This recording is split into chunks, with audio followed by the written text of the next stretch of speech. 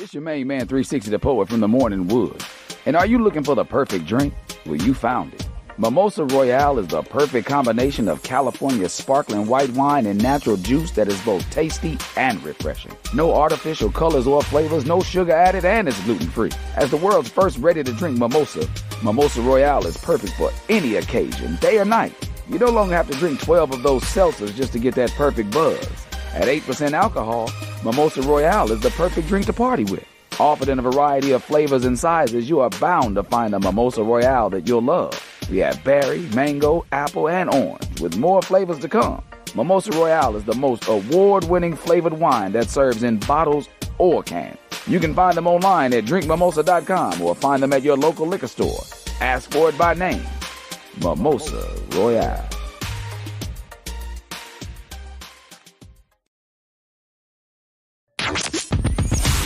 Hi. Hey. What's up? All your favorite artists. Check it out. Say my name. DJ Khaled. This is Mila J. Bruno Mars. On hot7025fm.com. Hey, it's Carrice, and I'm here to tell you about Hotcast for Podcasting. We are a podcasting studio located in Las Vegas, Nevada, in the Hot 702.5 FM studios. You can book online at hot7025fm.com. Just click on Hotcast. You can book and find your times right there. Thank you for booking with Hotcast for Podcasting. Keep your radio dial right here. You're locked into the hottest news station on the planet. Hot 702.5 in FM sound. Blazing today's hip-hop, R&B, and pop music. Keeping your radio on fire. Bringing you the hottest, realest, riskiest talk shows live 24/7 on hot7025fm.com. What's up, y'all? It's your boy Big Shook, host of the Undrafted Outlaws Sports Show. Man, listen, if you want some real down south, Louisiana-style Cajun food, you need to go check out DB's Cajun Kitchen. Yo, they got lobster and grits, seafood boils, signature fries, signature po' boys, signature egg rolls, and dessert. Oh, and my favorite, them gumbo tacos. Yo, they open from 11 to 8, Wednesday to Monday, 7 to 5:30 on Sunday. Located in North Las Vegas at 4343 North Rancho Drive. They even have to-go orders and catering. Hit them up, 725-780-1850, or go to the website, dbcajunkitchen.com. So, yo, don't just tell your friends about me. Tell them about DB's Cajun Kitchen.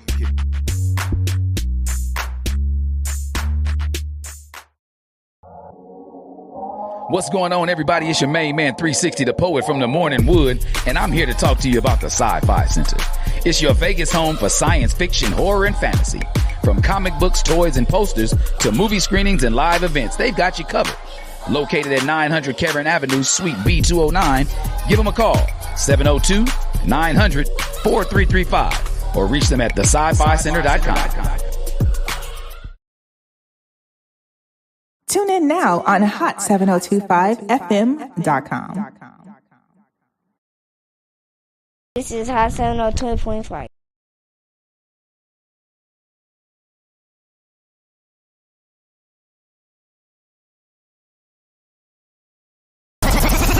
Turn up. We gonna run this thing off like this. Let's go. Good morning, my neighbors. What it do, y'all? What it do? Wake that ass up. Smacking you across your face. Good morning. Get your morning dose. Good morning. Grand Rising. Good morning. Good morning. Good morning.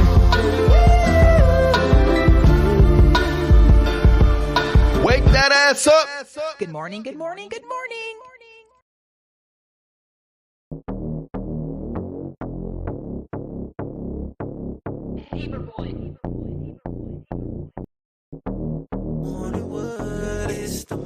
Wake your ass up. It's the morning wood. It's the morning wood. Get your ass up. It's the morning wood. It's the morning wood. Know it got you feeling good. It's the morning wood. It's the morning wood. Know it got you feeling good. It's the morning wood. It's the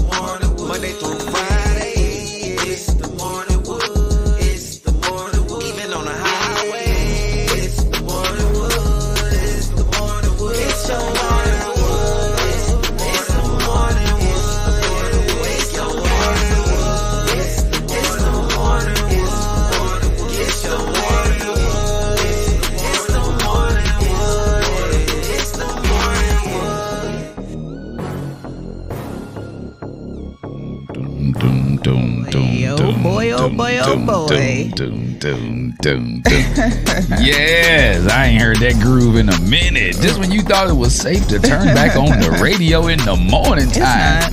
It's not. You say what happened? It's not safe. It ain't safe? Oh, no. Heck no. Ain't no safety allowed out here in these streets, especially not now that the wood is back up in the morning.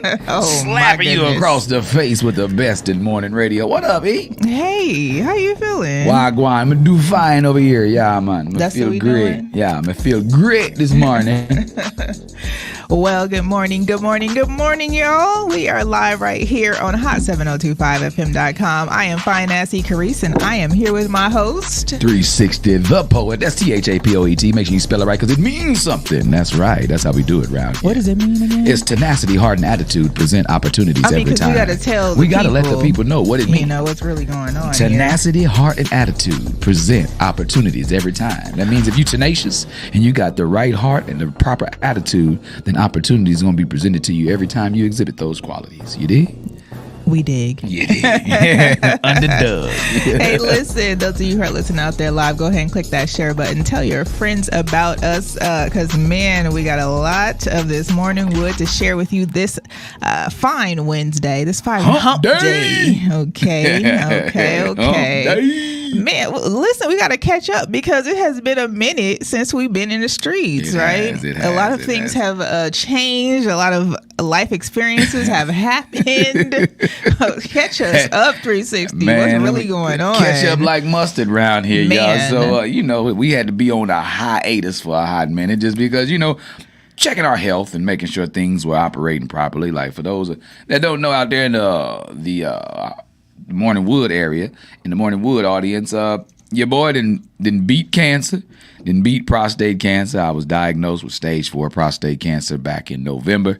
Went ahead and had that surgery this here March, and I'm on the road to recovery as I'm healing and dealing with all of the things that are behind me in regards to that now. So we in this thing like a wedgie, and that's how we do it, baby. But we back like a fresh pot of, I ain't gonna say it, she hates it when I say it. Goodness gracious.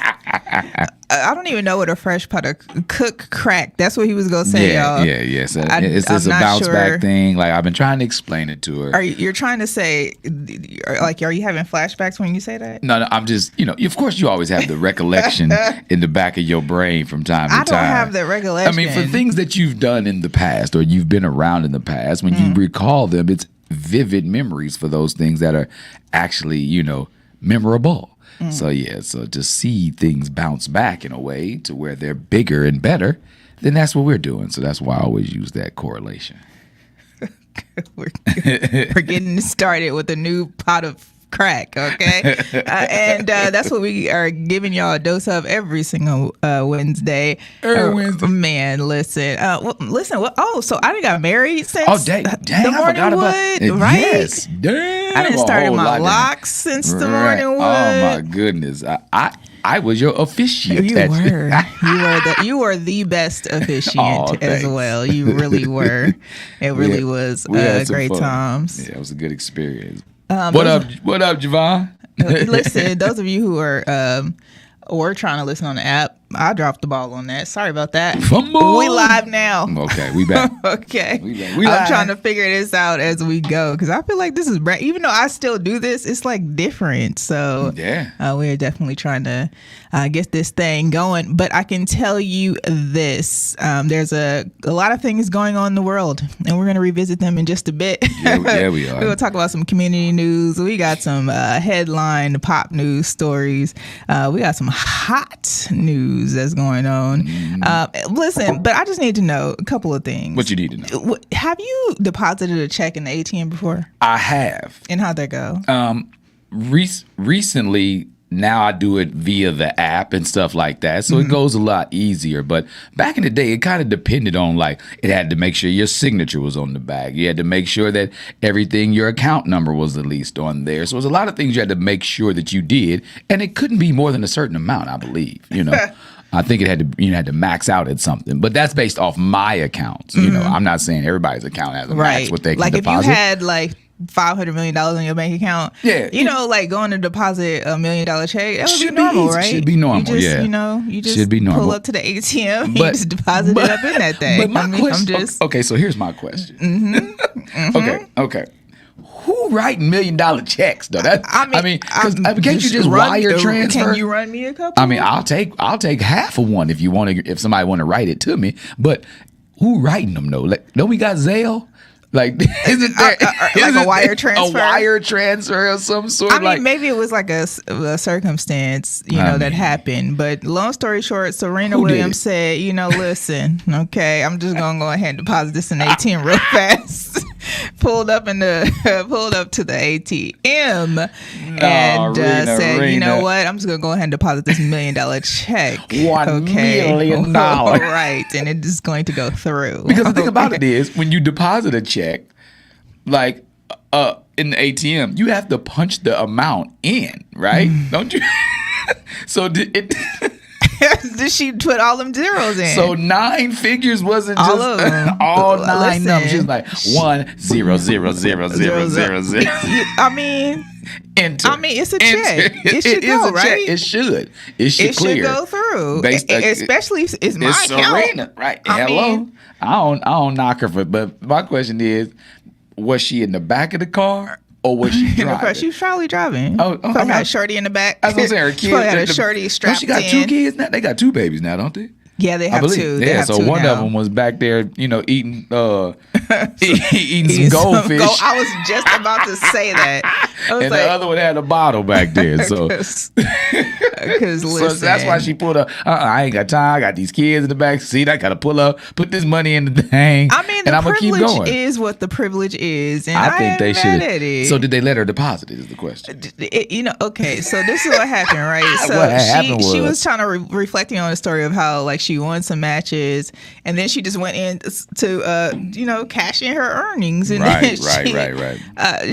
She said she had that $1 million check. She pulled up to the ATM, just like any other day, and said, "Hey, you know what? This is what we're about to do." And so I guess she had won like her 23rd Grand Slam. Oh, okay. So that was before the second kid. So it's just one kid. Yeah. So she had 23rd Grand Slam, and she was like, "I've never played for money, so usually they pay for the trophy, and then I'm sure that they wire them the rest of the money, right? Right. Somehow she got a check." And long story they was short, trying to play her. They was trying to play Rena.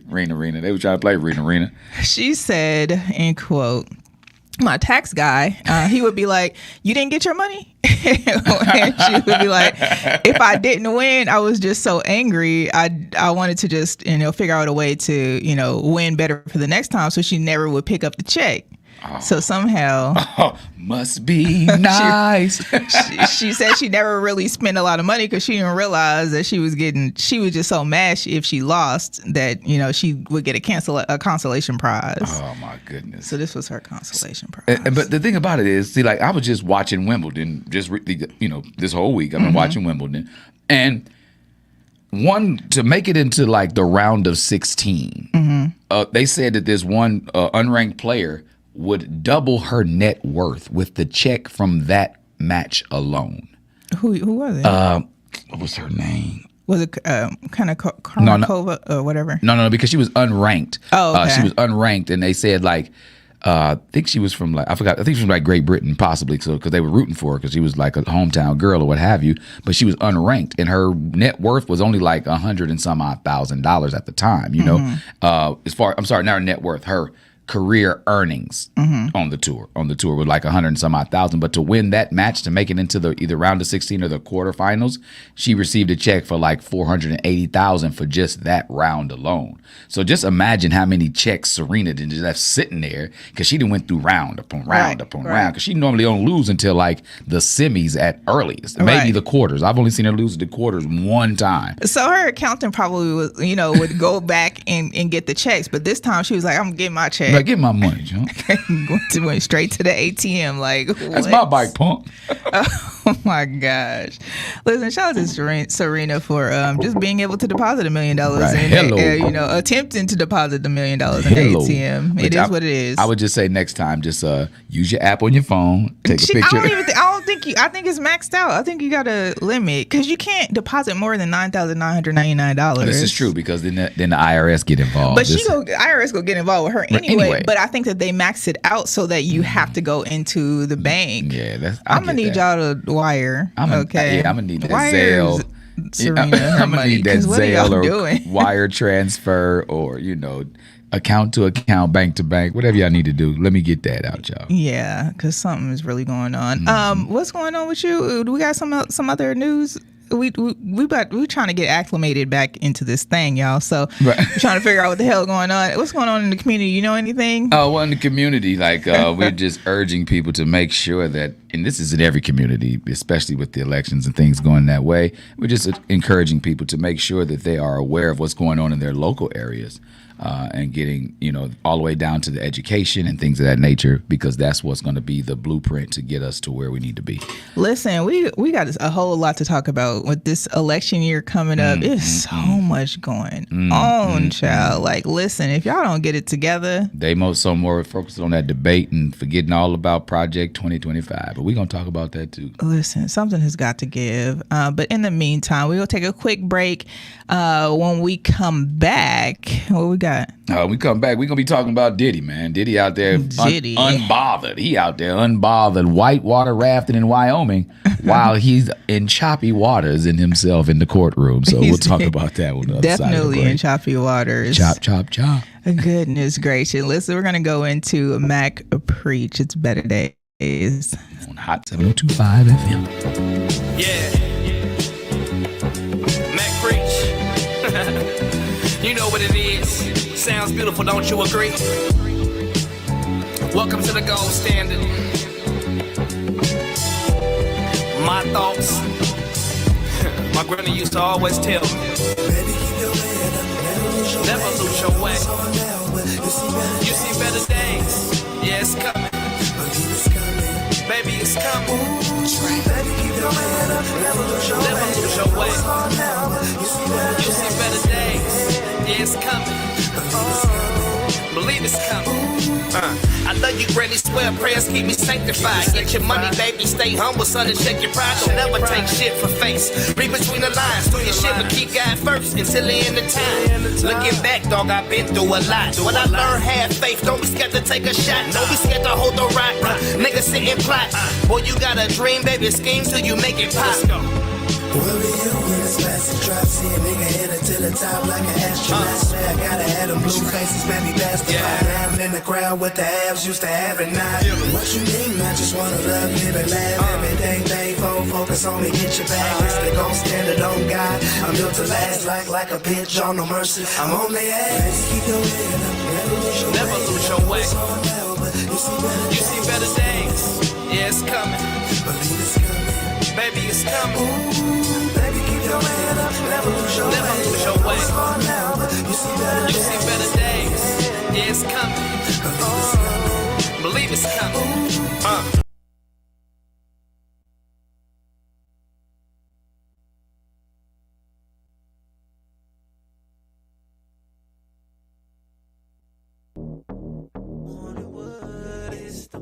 Wake your ass up. It's the morning wood. It's the morning wood. Get your ass up. It's the morning wood. It's the morning wood. Know it got you feeling good. It's the morning wood. It's the morning wood. Know it got you feeling good. It's the morning wood. It's the morning wood. Monday through Friday. It's the morning wood. It's the morning wood. Even on the highway. It's the morning wood. It's the morning wood. It's your morning.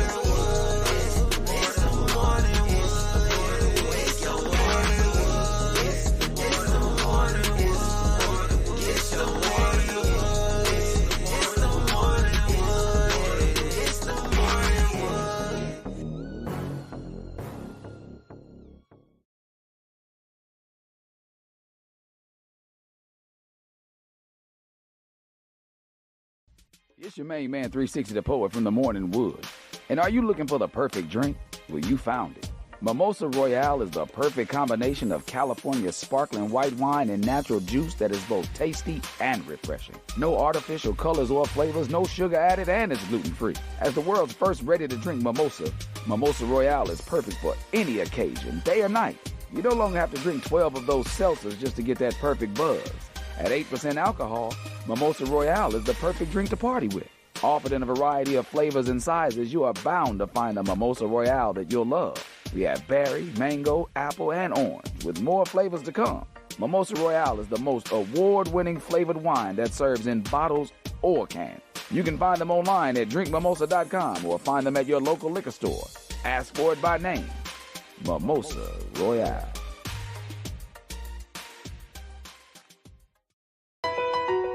E-Class Consulting. It's owned and operated by Carrice, providing tools, training, and resources that are sure to make you and your business even more successful.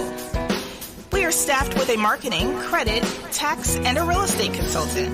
E-Class Consulting also provides a temporary admin service called E-Class Admins. Want to book an appointment with E-Class Consulting? Call 702-518-3002 or email book@eclassconsulting.com. E-Class Consulting, navigating you to greatness. Turn up. We gonna run this thing off like this. Let's go. Good morning, my neighbors. What it do, y'all? What it do?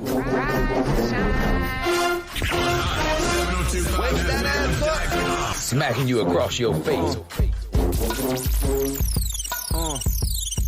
Good morning, good morning, good morning. Get your morning dose. Good morning. Grand Rising. Good morning. Good morning. Good morning.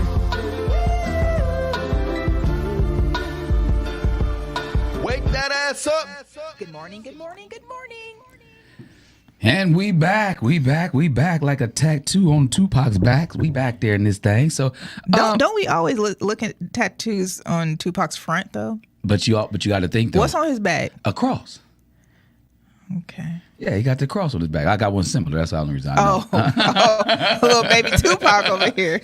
Okay. A little chicken pox in the building. Okay, then. All right. Now we're on to something. And it's crazy. My youngest grandson called me Tupac. Tupac? Yeah, like instead of Paul, he say Tupac, like Tupac. That's funny. So big shout out to little Keegan out there. What up, bud? What up, y'all? Listen, shout out to everybody listening live. We see some of y'all comments. Shout out to Tip. Shout out to Robert. Shout out to Javon. Shout out to Robert Kyler saying, what up, cool? Giving you the half pint on there. Yeah. Now, I think we got a new one, Little Baby Tupac. I think we got that on here. He said half pint. Boy, stop. That was one of my stage names back in the day, boy. Boy, stop. Memories right there, Jack. Boy. Yeah, man, that's my dog, Robert Cool Kyler, Chicago's best out there. What up, dog? Well, speaking of Chicago's best and all of the best, okay.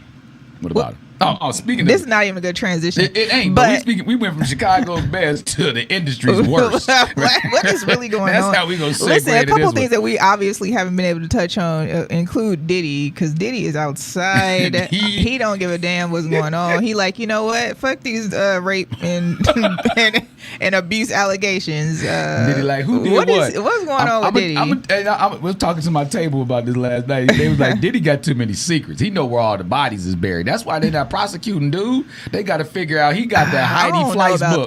Diddy got that Heidi Fleiss power book I don't know right if now. that's... I think that, yes, he could do that.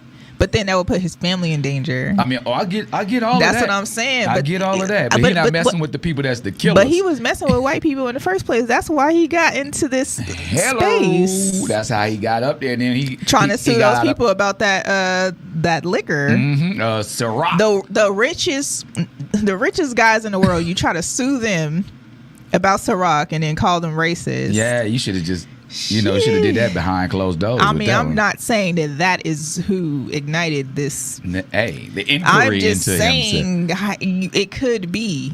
You know, and I still, because Cassie's just so pretty, man. Like, she's so pretty. Like, I just be like, dang, she's just a cutie pie. She's so tiny and pretty. And you just, man, anyway, her we gonna dive straight into it because he out here. That's probably what he took advantage of. And that's what it is. Like, you know, oh, I hate predators like that. You know, like, anyway, but like, he out here chilling, relaxing, whitewater rafting in Wyoming. Like, Diddy has 0 F's given, right? So he's out here talking about, like, well, the attorneys for Cassie Ventura and also a couple of his other accusers are pissed off because they got videos and pictures of him out whitewater rafting in Wyoming while, again, like, he's seemingly in choppy waters himself. So what's happening is, like, not only are the lawyers for Cassie saying things along the lines like, I don't think that this is a good look for him after seeing Combs whitewater rafting and jetting around in his personal plane, enjoying life despite all the atrocities that he has caused and has been accused of by countless individuals over the decades.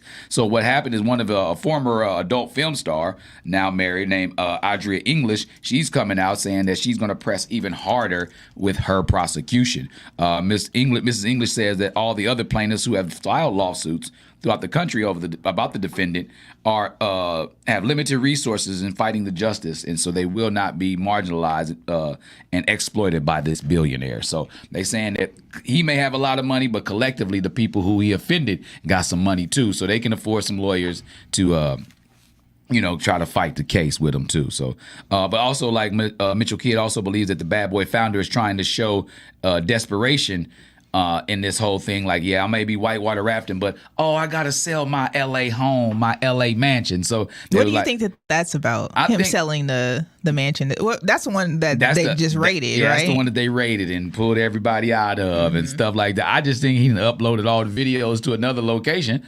You know, I think they were already on another server anyway, so I just want to get rid of this house so I can put up a front to tell people, like, look, so we don't have to worry about all this, so those memories can be gone. You know, similar to, like, the Brentwood mansion of, let's say, OJ or, like, Nicole Brown Simpson. Like, I mean, you know what I mean? Like, you know, they try to... I mean, I'm sure some, I'm not going to say I'm sure. It's alleged that maybe some, deaths could have happened in that house. It might be some literal skeletons in them closets, like,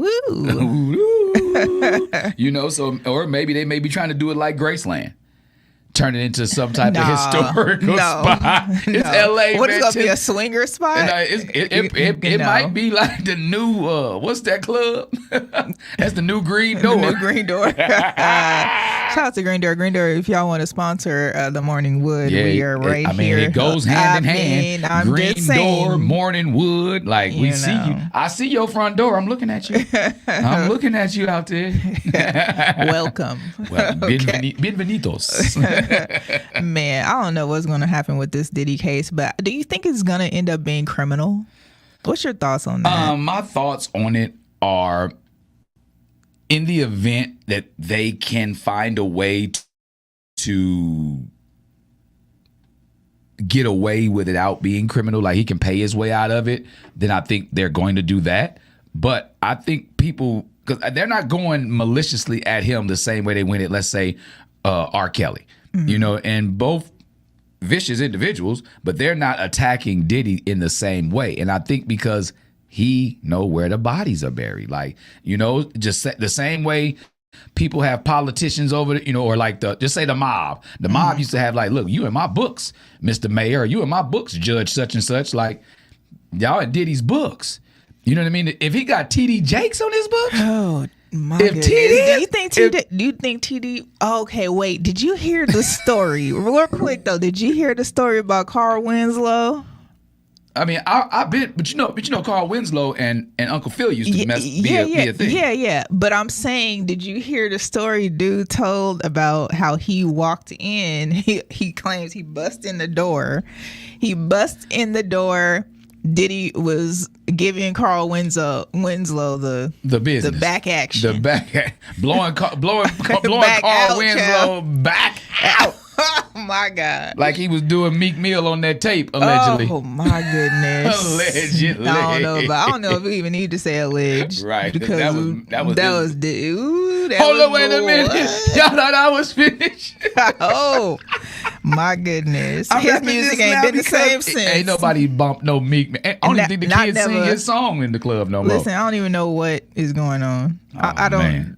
A lot. That's what's happening. A lot. Ooh, a lot is going on. Now, Diddy out here flying around and doing things of that nature on his own private jet. But what would you do if you were somebody who wanted to upgrade your flight? Like, would you think that's a problem? listen, and you know that's often like a thing. People say like, what would you do if you like, say me and my husband are flying, I get an upgrade. What do we do? What's the word? Like, do I take the upgrade? Do I pass the upgrade on? What we doing? So yeah. I mean, I have worked long and hard before this marriage to get my points. Right. My points is part of the prenuptial agreement. I still get to use those. That's what we doing. Thing right Rock, there. paper, scissors. You know what it would be though. But okay, so the real spit. Like, you know me, I'm the consummate gentleman. Don't get me wrong, I'm an a-hole at times, but I'm the consummate gentleman. Anybody knows me knows I'm a gentleman, right? So in the event that I'm with somebody, wife, girlfriend, whoever it may be, while I'm doing these things on the flight, if they get the upgrade, even if I get the upgrade, I would probably give it to them. You know what I mean? Just being the gentlemanly thing, you know, because if that's the case, now I got the whole seat in the back to myself and coach to myself. Yeah. And don't get me wrong, I know you, I'd rather be up there with you, but you know, I'm not going to be that guy to say like, nah, dog, I'm going to send my woman to the back. Well, see, I think it's different because, okay, you taller than your lady, right? Yeah. And that ain't much. Right. Okay? It ain't. Right. So if I'm in a seat where it's a smaller seat, okay, my guy a little tall. Okay. We got life decisions to make here. Ooh. Do I want hot peanuts and wine, or do I want him to have leg room? And they only got one seat. They only got one seat available. Man, you know what you do? You be like, check this out. Can my man get switched to the emergency exit row? So he can he'll comply to all the rules if we land in water. He got us. Gosh. He got us. He'll comply. He'll comply with all the rules. And oftentimes, if we can't get a front seat, I'm definitely getting him the exit row. Exactly. He got long legs, but nah. Yeah, see, don't know. I don't be having them issues. I be in that thing sitting Indians. But what if it was like applesauce. What if it was like overseas flight? Ooh. Now we gotta have a discussion. Go ahead. Now we gotta have a discussion. Ahead. Now, in the event that I got the upgrade in an overseas flight, would I still be a consummate gentleman? Oh my gosh, that's a tough one. That's a tough one right there. So you gotta establish whether or not you're gonna be like, hey, babe, because up there that's a bed. You know what I mean? Because like overseas flight, the difference is a bed versus a chair. Like a bed versus a chair, that's a lot to digest. And we got 13 hours on this thing? Oh, man, listen. So, and that's like 3 meals. That's a bed. Right. That's all the movies. You might even have a shower up there. Oh, yeah. See? Man, so anyway. If that's the case, we just going to be doing the switch off every couple hours. So I said all that to say this, okay? There was a pastor who's facing charges with the federales, okay? Because... What? He allegedly assaulted his wife due to a flight upgrade. Oh, now that she got the upgrade and he did not. Okay, the incident occurred on the 2nd of July aboard an Alaskan Airlines flight. Now, I just want to. I have flown Alaskan Airlines first, right? Mm-hmm. First class is just a bigger seat. It's not like anything super spectacular. The flight was from Seattle to Anchorage, so it wasn't even that long of a flight. Like an hour flight? Yeah, it's not even that long of a flight. So he petty Pablo. His wife and him were traveling for an event related to the ministry. Okay. Mm-hmm. According to the witnesses, they say that he says, "How the hell did you get an upgrade?" Now he out of character. She responded and said, "I'm a gold member. Don't speak to me like that." Oh, so she probably being funny. Like, I'm gonna go trying to be funny and hilarious. No, she probably was being dead ass. Ooh, see. She probably was being serious. She said, "I'm a gold member. Don't speak to me like that." Allegedly, handed his phone to his wife from the aisle while telling her to read it and gestured with his middle finger. Okay, according to the complaint. Sometime after handing him his phone, he attempted to swing towards the wife and struck her on the top of the head. Okay. So he done banked her upside the head with his phone. Yeah. With his phone. Not the gold member though. Oh, Did she man. listen?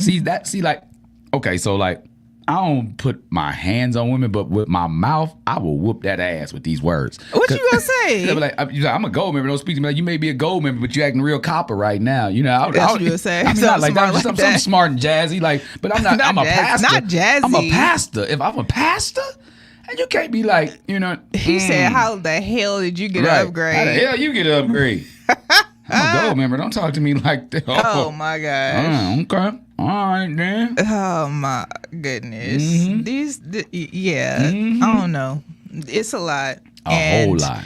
Long story short, So because it was on a flight. That's the feds. Now you're in the federale. That's the feds. And he's lucky he yo. didn't get put on the no-fly zone, the no-fly list or whatever. I mean, you're going to be going to revivals on the bus like the old school days. So, all the way to Anchorage. Okay, how that's going to work? Man.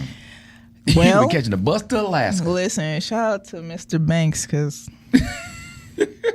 I'm a platinum member. I'll pull you alongside with Let me upgrade you. To all of the platinum lounges. Okay? Right, make a difference. I don't know, but that's a tough one though. That's only Anchorage. But that's what I'm saying. But if it was short ass flight. Why are you even having that conversation with your wife? I'd say, all right. See when we get there, I'll be like, cool. I ain't got to listen to you talk. They don't like each other. They don't. No, they don't like each other at all. They don't like each other. I'll be like, I don't even know why they. I ain't got to talk to your tail. I would have said tail because I Tail, would have been a pastor. not tail. I ain't got to talk to your tail at all. Not tail. That's when you know you old school cussing at somebody like, you know, your tail, your little fast tail. Oh my gosh. Sit your little tail down. Sit your little fast tail down somewhere. On this plane. Sit your little fast tail back there. Listen, I just want to know, what would y'all do? Okay. Right, Because I'm concerned. Okay. Are you giving up your flight for your partner? Okay. If you get an upgrade, you only got one upgrade. Okay. Let's just say it's an international flight. I think would you? What you doing? You and Mia, right? So me and Maya on the plane. If you and Maya on the plane. If she get the upgrade, I'm like, babe, you might as well just hold that for the next trip. No, you tried it, boy. You tried. Don't you got a girls trip coming up somewhere? You might as well hold that for the next trip, babe, and go on with that one. Sit back here with me so we can watch these movies. Sit back here with me so we can watch these movies now. Hell. Boy. Hell now. The disrespect. We got movies to watch back here. Why would you want to be up there without me for all them hours? That's my thing. I am entertainment. Why would you want to be sleep and snoring? Knocked TF out.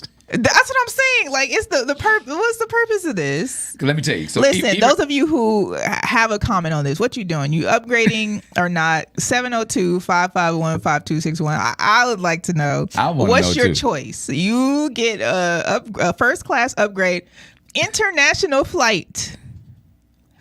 I don't think we'd have a problem with it. Who is getting it? We don't even book seats next to each other. 702-551-5261. What'd you say? We don't even book seats next to each other. Like, we'll get our seats. Mine will be the aisle. Hers will be the window.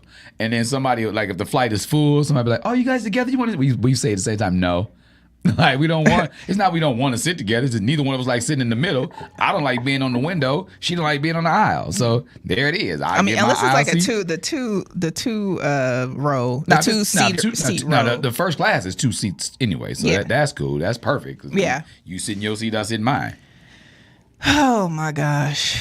Listen, I try my best to just go ahead and upgrade as needed, but I'm not Babe, I'm gonna see you. I'm gonna see you tomorrow. I'm gonna see you. Get some rest. Too, man. I'll bring you back some snacks. I'm gonna come visit you back here every now and then. I'll come see you. Because I can't even do it. Can't even do it. So yeah, that's the word on that. If y'all want to call in and share your thoughts or drop your thoughts in the comments, which one are you doing? What else is going on? Well, since we talking about people getting arrested, and taking shots at people, let's talk about this couple down in Georgia. We already know. Are we gonna play Guess What They Are? No, we're not gonna do that. But we talking about a couple down in Georgia, man, where they took a little Jose Cuervo a little too far. A couple has been arrested after the man after the man was videotaped and the tape got leaked out and things of that nature of pouring a margarita down the butt crack in the butt of his date. Yeah, he used the funnel. But when the funnel didn't work, then he said, you know what, we going to go old school. Just take this picture. We going to get rid of that funnel. Just give me the picture. Just give it here. But the thing about it is the funnel was given to them by an employee of the restaurant. Wait, what kind of restaurant? Because you know how sometimes they have like that's their theme. They got these weird themes. Exactly, and that's but it was a Mexican restaurant. It was the Rodeo Mexican restaurant down in what city is it in? It's somewhere down in Georgia. But the couple was Joe Boyette and Mary Sweat. So the thing about it is they both been arrested for public indecency after their video hijinks went viral, right? So, but the funny thing about this to me, or the ironic thing, however you want to look at it, it's funny to me, is they wouldn't have even gotten arrested. The woman, Mary, went to the police station saying that, she was so mad that the video had gone and gotten leaked out, and now she's getting talked about in the streets. The police weren't even aware of the video. So once they saw the video, they were like, you mean to tell me you came in to tell us about this and we didn't even know about it? So, what happened was she went to the cops and said that, somebody leaked this video and it's spreading like wildfire on social media. So up to that point, the police was in the dark. So that's your dumb ass fault. That's you, big dummy. You're bad because you went and told on yourself. Since then, the Rodeo restaurant has issued an apology. It was a half-ass apology. I'm going to read the letter. It says, we recently became aware of an inappropriate incident that took place in our restaurant. We want to make it clear that such behavior is completely unacceptable and does not reflect our values or missions to provide a family-friendly dining experience. We are taking this matter very seriously and conducting a thorough investigation in collaboration with the authorities. Any employees found to be involved in this will face appropriate action. We are committed to maintain the highest standards to ensure a safe and enjoyable environment for all our guests. Thank you for your understanding and continued support. Sincerely, Rodeo Mexican Restaurant. So they weren't even apologetic to their guests for the fact that they had to go through this. They were just letting you know this is not what we allow. You know what I mean? We don't allow this. So if you saw it, you're bad. This is not what we do at Rodeo. Do you think it went in the booty hole? What? Are we like? I kind of think it just trying to. Well, through osmosis. No. I'm just trying to figure out so how this if she was flexing and squeezing that hole, there's something gonna get caught up in there. But my thing is, won't that burn your booty though? Like, if you get a little bit of margarita in your eye, it's gonna burn. If you get some margarita in your hangnail, it's gonna burn. You understand what I'm saying? Talking about? I mean, was it a blended? No, it's not. I'm looking at it as a picture. It's a picture. Was it? It's yellow. It's got salt on it. It's got some oranges. It's got some. Some limes in it. It's very acidic. So that acid is gonna burn your acid. That acid burned her assy. But then they got because he slid her little. It's the video, the picture on here. You can see he slid it to the side. But even after that, he's taking shots of it out of her crack. So y'all just pretty PFG, pretty freaking gross to begin with. Like, first of all, listen, this, at the end I of ain't the day, mad at them doing what they gonna do, but at the not restaurant, at the restaurant. That's my whole thing. At the restaurant, because right now, you've been out all day. I mean, my God, not you about to say they got sweaty. You got sweaty crack. You sweaty butt crack. And they wait. Yep, neck straight. And guess what race it is? We gotta play. We gotta play guess the race because that determines whether the hygiene. They took a dude and then just went about the day. I bet they ain't got no wet wipes in their bathroom. no wet wipes in their bathroom. Man. You know what? You just be trying to make me throw up. Can I get one of them duty readers? No. New definition of body shots right here. I'm taking off them part of your body down here in Georgia. This is how we do it. This is called the Georgia funnel. That is disgusting. You ever heard of the funnel of love? No, we're good. The funnel of love. That's what we do down here in Georgia. A hard pass on that. South of the Mason-Dixon. We go south of the Mason-Dixon with our shots. No. So, yeah.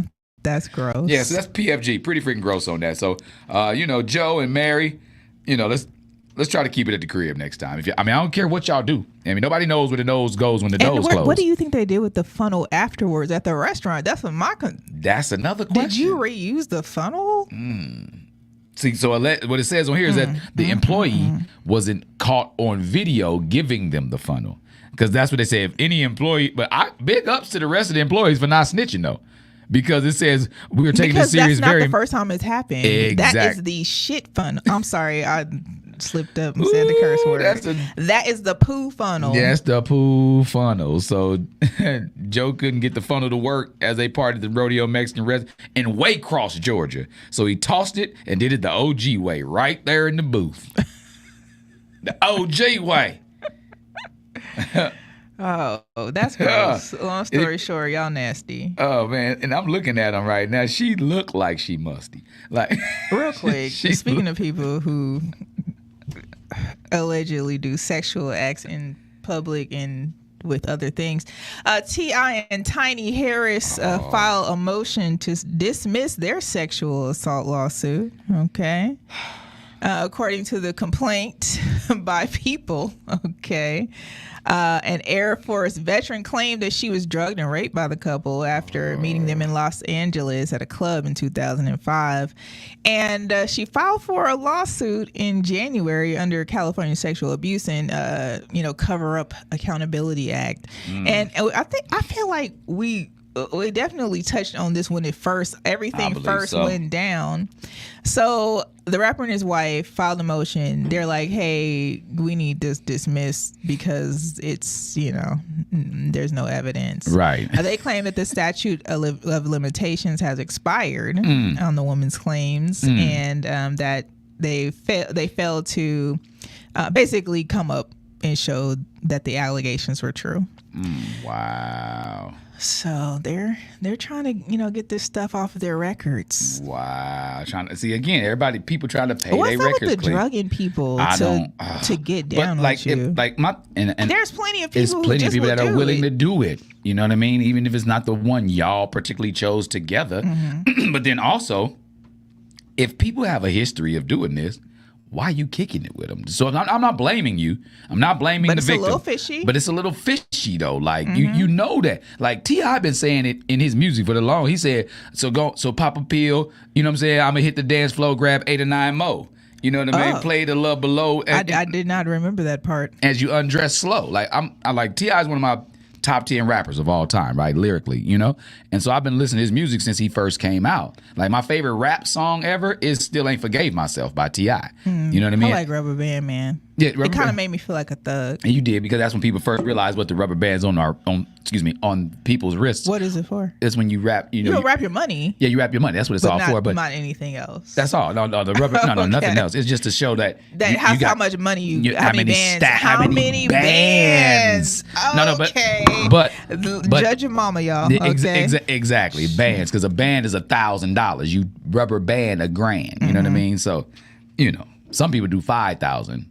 And that's what they were doing and paid in full. They were like, $5,000 bet on shooting the paper into the trash can. Like, money. That's a lot of money to be betting. Yeah, but they was 18 years old, boom, balling. You seen the movie Paid in Full? Yes. Yeah, and it's based off of truth. Don't do me. I mean, just don't be trying to take away my street credit. I would not. I'm from Northtown. And if those who don't know, Northtown is a real hood. Okay. Like, I would not discount Northtown in any way, shape, form, or fashion. Like Northtown remind me of South Central. Respect on my gangster. Northtown is even though the I just South found Central out what of Nevada. bands was today. Judge your mama, okay? Bands make them dance. Jeez, y'all so disrespectful. So disrespectful. Oh, well. Well. Yeah. Listen, I don't know. It's a lot of things going on in the world. Gangsters do gangster stuff. Speaking of gangsters, Alec Baldwin. Yeah, he out here busting on people. Cold busting. Yeah, cold piece. Let me see. So, like, the opening statement started today for, like, in the Alec Baldwin manslaughter trial. It's now going on full swing. The defense team is in the prosecution delivering the opening statements, right? And what they're doing is they're giving, like, the proceedings in real time. So they have, like, a whole timeline about, like, at this time, these people are in the court, and this time. And to me, it's okay, yeah, I get it, but if we want the minutes, let's ask the secretary. You understand what I'm saying? Like, we don't need the minutes from the meeting like that. But I think it's in an attempt to try to make sure that they're showing the support for him, because they were talking about, like, his brother Stephen and then Alec's wife, Hilaria Baldwin, like how they were sitting right behind him. But then also they were showing support, but their faces in the pictures that they have on here are like, I don't know what I'm here for, but my brother right up there, so I'm going to sit right here. But the thing about it is I don't understand why not Alec, but Steven back there with a Bluetooth on. And so people seem uninterested. Anyway, so like. Because they think that nothing's going to happen. And that's But I just feel like, I don't know, something a little suspicious about it to me. We were discussing that this morning, like, because. Something ain't right. Because I'm giving the side out of somebody. Your question was like, why was he pointing the gun at her in the first place when she was directly at her, which that's at her. not even part of, like, what they would normally do. So it's. Exactly. And she wasn't even an actor in the scene. Like, she was part of the crew, So it's like, that's why it's like, it's manslaughter and stuff like that. But they expect that they'll make their cases known to everybody. But it's a sad case. It's a sad case for the fact that, somebody lost their life over either negligence or over conspiracy, something along those lines, because she was a cinematographer, without checking the bullet, without checking the chamber. That's something reckless. And as an actor, I get it. As an actor, sometimes you're used to things being prepared for you. And so I always do angels and devil's advocate, right? But do you even have to, like, in this day and age, even the last decade, do you really have to shoot the gun? You don't have to shoot a gun. You don't have to. They can insert the sound. Yeah, they can definitely insert it. They can insert the smoke. They can insert whatever. They can do all of that. What's the purpose of it? But then you got to go into you got to add somebody else onto it. Like, you got to add a CGI person and stuff like that. And that's additional crew and staff that if you only need them for two things, but you got them on for a whole movie. So you have to pay them you for, don't have to have them on for the whole movie. You can have them on for just the editing scene. This is true. So I would rather that than almost kill someone. This is also a thing. I mean, like, because I can pretend to shoot you and you react right, and then we good. We've had orangutans doing shit like stuff like saying. that. You know what I mean? So and I get it. But. Yeah, I don't know. We're going to see how this pans out. I just still feel like it's a little bit suspicious. But and the thing that's got me even more, because the reason I think it's more suspicious is because, like, I think Alec Baldwin is a patsy in this. I think they used him to do it, but then when you brought up your point, why is he pointing the gun directly at her? That's why I'm like, because there's already somebody in jail for not making sure that the gun didn't have any live ammunition in it. So it's a lady named Hannah Gutierrez. And that's Reed. not the first time that lady did it. She's done it before. Yeah, that's the thing. So maybe she was pissed off with Hutchins, the cinematographer. Maybe they had something going on. There's so many dun out there, conspiracy. Why'd I do that? Boy, you know what? And we going to commercial because good night. Why? It's too early for this, but y'all. It's the Morning Wood. It is the Morning Wood. We're about to go in and get into some Teddy Crooklyn all in one. Crooklyn. Oh my gosh. You know what? It's another day. Yeah, help us. Ratchet bad bitch and a lady. Ratchet bad bitch and a lady. Ratchet bad bitch and a lady. Ratchet bad bitch and a lady. Ratchet bad bitch and a lady. Ratchet bad bitch and a lady. All in one, you just might fall in love. Legs to the ceiling, the windows keep fogging up. You about your business, the money keep calling up. Red and her family, only thing she brawling for. In the streets, girl, they put respect on your name like you rapping Bird Gang, and that is all I need, girl. You just the kind of like you work your 9 to 5, then you head straight to OT, share common facts that you both like to chase down cheese, girl. You keep your nails done every week and your weave stay on fleek. What I need, girl. Ass on fire, go and show a little cheek, girl. I love a sexy ratchet. Every ratchet really need a G, girl. Every nigga try and get him a piece, but none can succeed, cause none of them mean T-double-D. And that's all you need, yeah, that's all you need, girl. Ratchet bad bitch and a lady.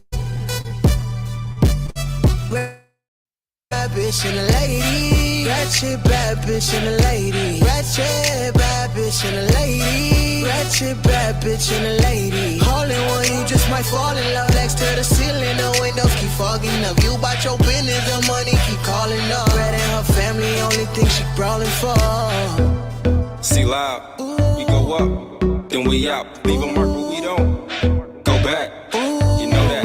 Hey, Teddy, my hotline blingin' when she wanted, she called me. Stuntin', they all free. Ratchet baddie and lady, she giving me all three. Body gotta be tamed, I show her that I'm a beast. Niggas sing Halloween, try to trick and they treat, but she get back to the money, that's what she do every week. Yeah, could be a stripper, but she just do that for me. Like breakfast and them pinks from my GM. Not trying to be your BM, bout checks but barely check her DM. So impressed when she undressing. Finesse king, she my sundress queen. Confident and dense, so don't let the world in. So her neighbors know her name better than her girlfriends. Twerk, twerk, ever she go tonight. Ratchet with girls step to her, get denied. Pretty but throw 'em if it's been a problem. Talk up, be swinging if it's gonna solve 'em. Hair done and nails done, man, everything slayed. Don't need no nigga, man, and everything paid. Told all my niggas and they think I'm crazy. From the ratchet bad bitch and a lady.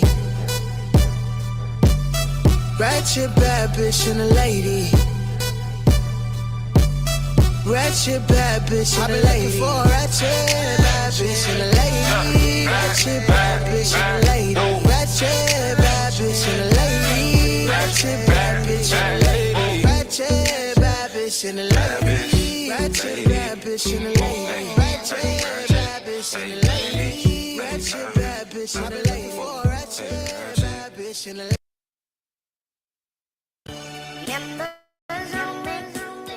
It's a private party. Don't need no money to qualify. Members only. Members only. Members only. It's a private party. Hitman beats. Members only. If you ain't a member, members only. The fuck out. Members only. On the game. On the game. Members only. If you ain't a member, members only. The fuck out. Members only. On the game. On the game. Aye, salute all of my members. You sliding, I'm coming with you. If anybody here ain't gang, then what you here for? I call my burner jacket push down, but make it lift up. Let Brody all the way in Peru, still doing push-ups. When I be with the gang, I get sloppy drunks, get the hiccups. I know I can do that type shit, that's what they here for. You watch my back, I'm watching yours. You in the vet, I'm in the form. I bring my heat, so give me yours. If we see ops, that's when we scorn. It might not need the heat. Lovey say if he see the ops, he just might beat him, P. Mike Weeze always black out, but he gon' keep a heat. Might not remember what happened, shit, we gon' let it be. If you ain't a member, the fuck out. On the game, on the game. If you ain't a member, the fuck out. On the game, on the game. Hey, gang membership ain't no membership that can get you this. Brody told me calm down, Bizzle, we gotta get through this. And still screaming free Slick Rick, that's how we got in this. Young nigga rolling around just trying to pop some shit. Ignoring all of the homies, they wanna politic. Pluck a nigga like a bad kid, they don't want none of this. And left Ant Money to fall, he might just kill some shit. Long live all of the members that couldn't make it here. Hey, you know it's Bunny Gang. Let a nigga try snatching chains, we gon' be on his brain. Gang, yeah, you know we love you twain. Still trunking bricks for insane, we pressing everything. If you ain't a member, the fuck out. On the game, on the game. If you ain't a member, the fuck out. On the game, on the game. Hitman beats.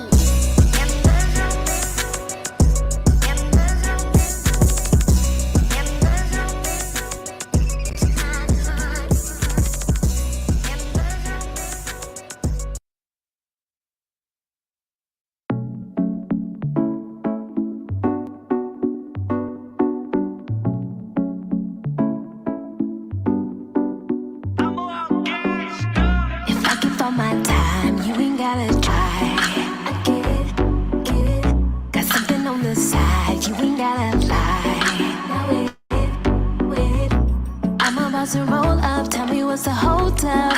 So hit it. Let's talk about this now. I make it real loud. Unneeded problems, trust has fallen. Got folks calling my phone now.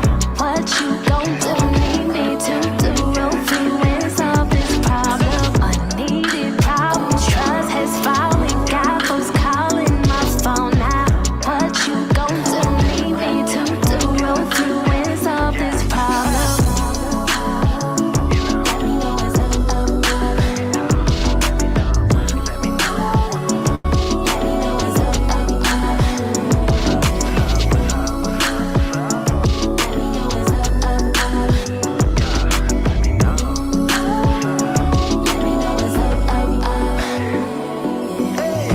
You real tight-lipped, saying nothing. I might jump ship. See you drowning into nowhere, and you best believe you wanna play the victim. You gotta play the victim.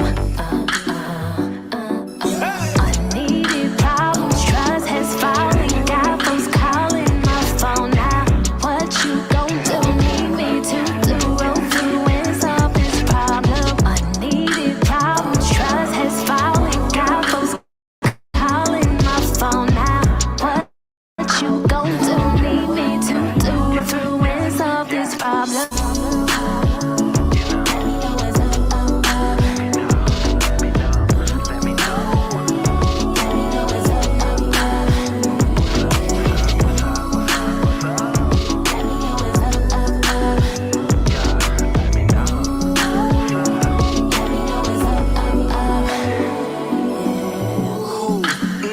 What it is, I know you run your sister, so I'ma just keep it crisp. Ooh, believe me, I love what you got, but I'm young and I'm dumb, running straight to the top. Leave it, color coded with it. Love whenever you be showing emotion, yeah, that mean I got you. To be honest, ain't a lot of chicks that really top you, and you know I'm with it, nothing to lose. You got the juice, I be around some groupies, but I'm not into those.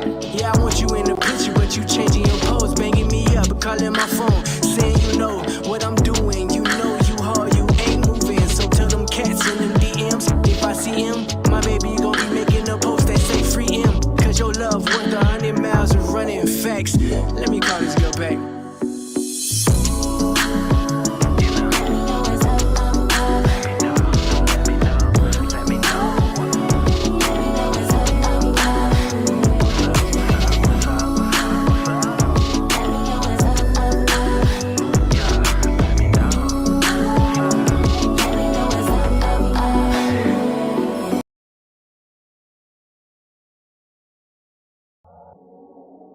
What's going on, everybody? It's your main man, 360, the poet from the Morning Wood, and I'm here to talk to you about the Sci-Fi Center.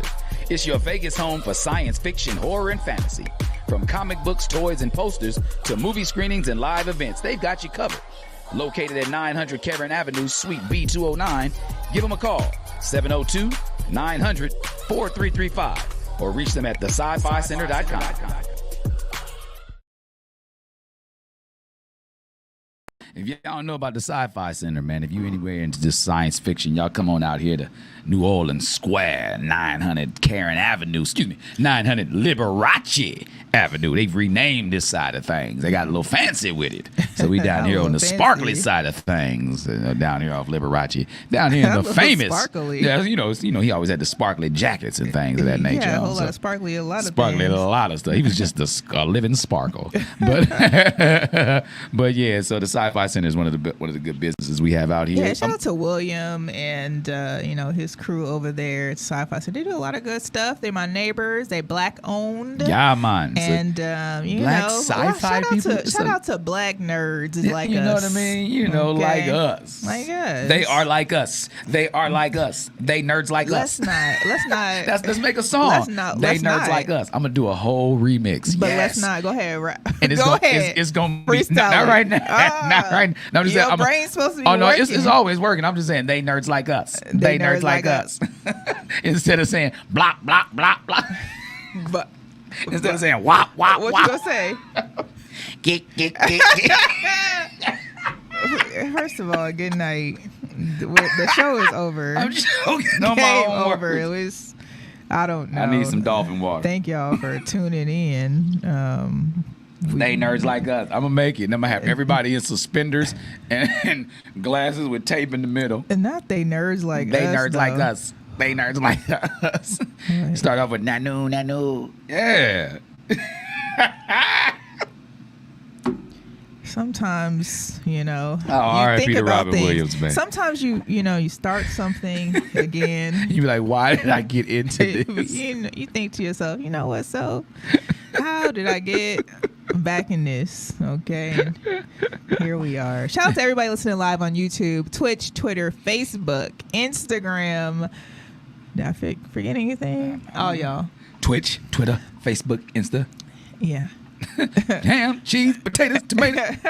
Twitter, Switch. Oh, man. Facebook, IG. You name it. We on that thing. We on that thing. We're on all of those. All okay, of them. all of them. All of them. Oh, we even man. got some talk out there. Some what? Some talk.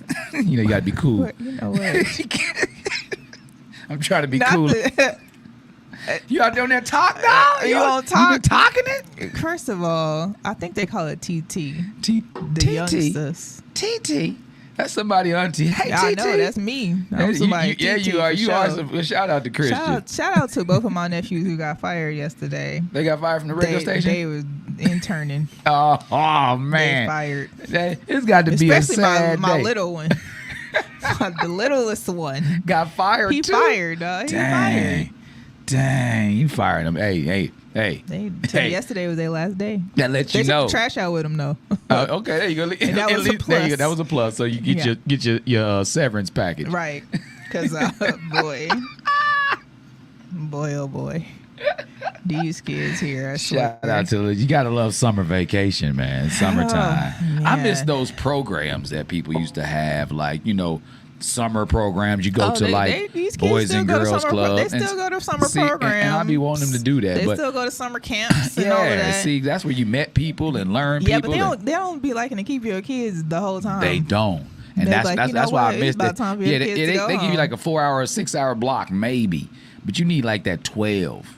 you need them from before you go to work. I need to y'all after to you be go to there work. available from 7 a.m. to Man. 7 p.m. Because I don't know what y'all doing in between Oh time. man, because they mischievous as hello. you know Shout how out to they the go. childrens, We got- all of them. I believe the children You believe are in the the future? Yeah, they the future. Somewhat. Somewhat. They somewhat the future. These kids, I swear. Anyway, well, we are here. We are live on the Morning Wood, and it's hot. Okay, first of all, can we talk about how hot it is? So, Because yesterday I'm driving home. It's like, it was probably about 8, almost 7 o'clock ish. It was 118 degrees. I know, at 7. As long as the sun is in the sky, the temperature gonna be high here in Vegas. It was going down. I'm well aware. It's going down, but that means it's getting closer to you. Man, it was all It's bad. still I was like, this weather here. Before I let go. That weather was horrendous. So and we on course to set a record for the most 115 degree days. We already set a record for the most 110 degree days. And that's in 1 month. Yeah, they're saying we set a record for 120, but I don't know. Me being a Vegas native, I recall 120 before, yeah. I recall. I remember like 122 up in this thing. Definitely. And my first week here. In like 17, I need to go back and look in the archives of what the weather was. 'Cause I almost was ready to move the second day I was in town. Yeah. I was like, I'm not doing this. Not doing this. Not This doing is this. stupid. Here you are. Here I am. Doing this. Damn near 8 years later. Don't want to go. Doing this. Don't want to go nowhere. I love Vegas. You know what I'm saying? I think like from July 3rd all the way to now, it's been at least 110 degrees every single day. So we hit 120 on the 7th. We hit like 115. Let me see how many times. 1, 2, 3, 4, 5, 6, 7, 8, 9, 10 times we've hit 115 already, and we only own the 10th day. I'm sorry. 7 times 115, 10 times already over 110, and we only on day 10 of July. Yeah, it's too damn hot. It's hot as a camel's ass in the sauna. Just think about that. Think about a camel's ass. How hot it is already. Ass is hot. A camel's in the desert. That's hot. And you add it to a sauna. That's how hot it is in Vegas right now. It's hot as a camel's ass in the sauna. Picture it. Wow.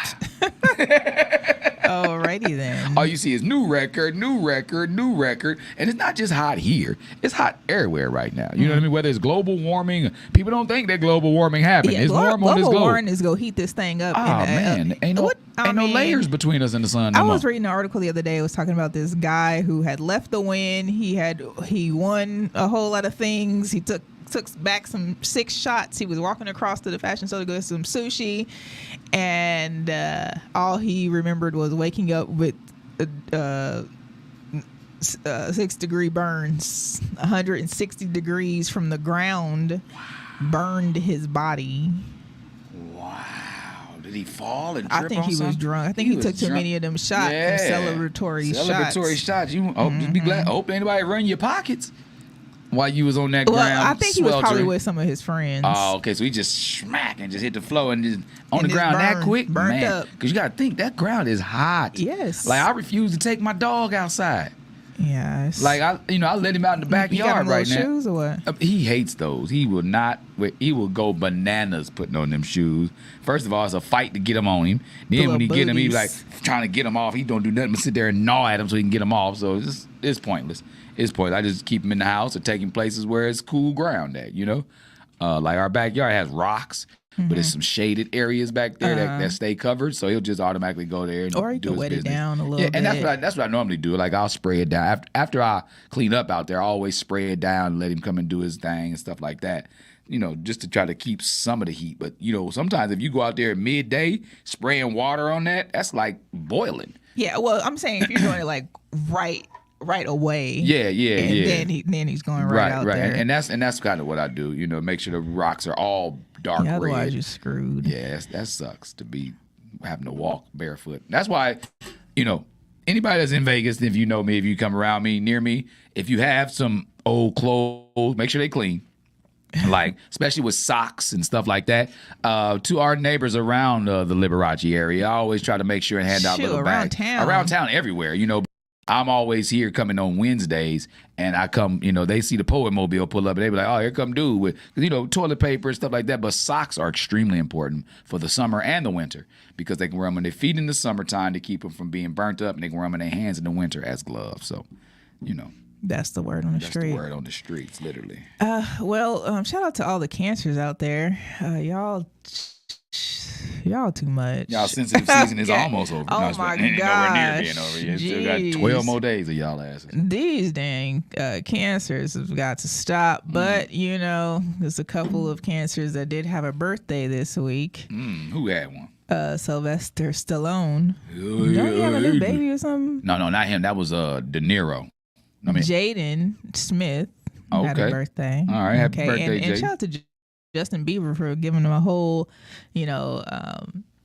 loving birthday shout out on his social media page. Well, we know Justin Bieber loved the man anyway. So. I don't think so. I think that's just his friend. I mean, I get that, but I think that the Gen Zers are just more emotionally bonded. I mean, I get that, but I'm just saying Justin Bieber was caught on video giving Odell Beckham head. Oh my God! This allegedly. I know. Jaguar. I ain't never seen that. Jaguar said that. Jaguar said it's extra stone, dog. No, it's not, because Jaguar got a whole damn video about me for 8 minutes worth of nonsense that ain't never happened. Okay. Come on, Jaguar. I know Jag. No, but they had the club, like, they see Justin come up out of Odell's lap, and it's a video.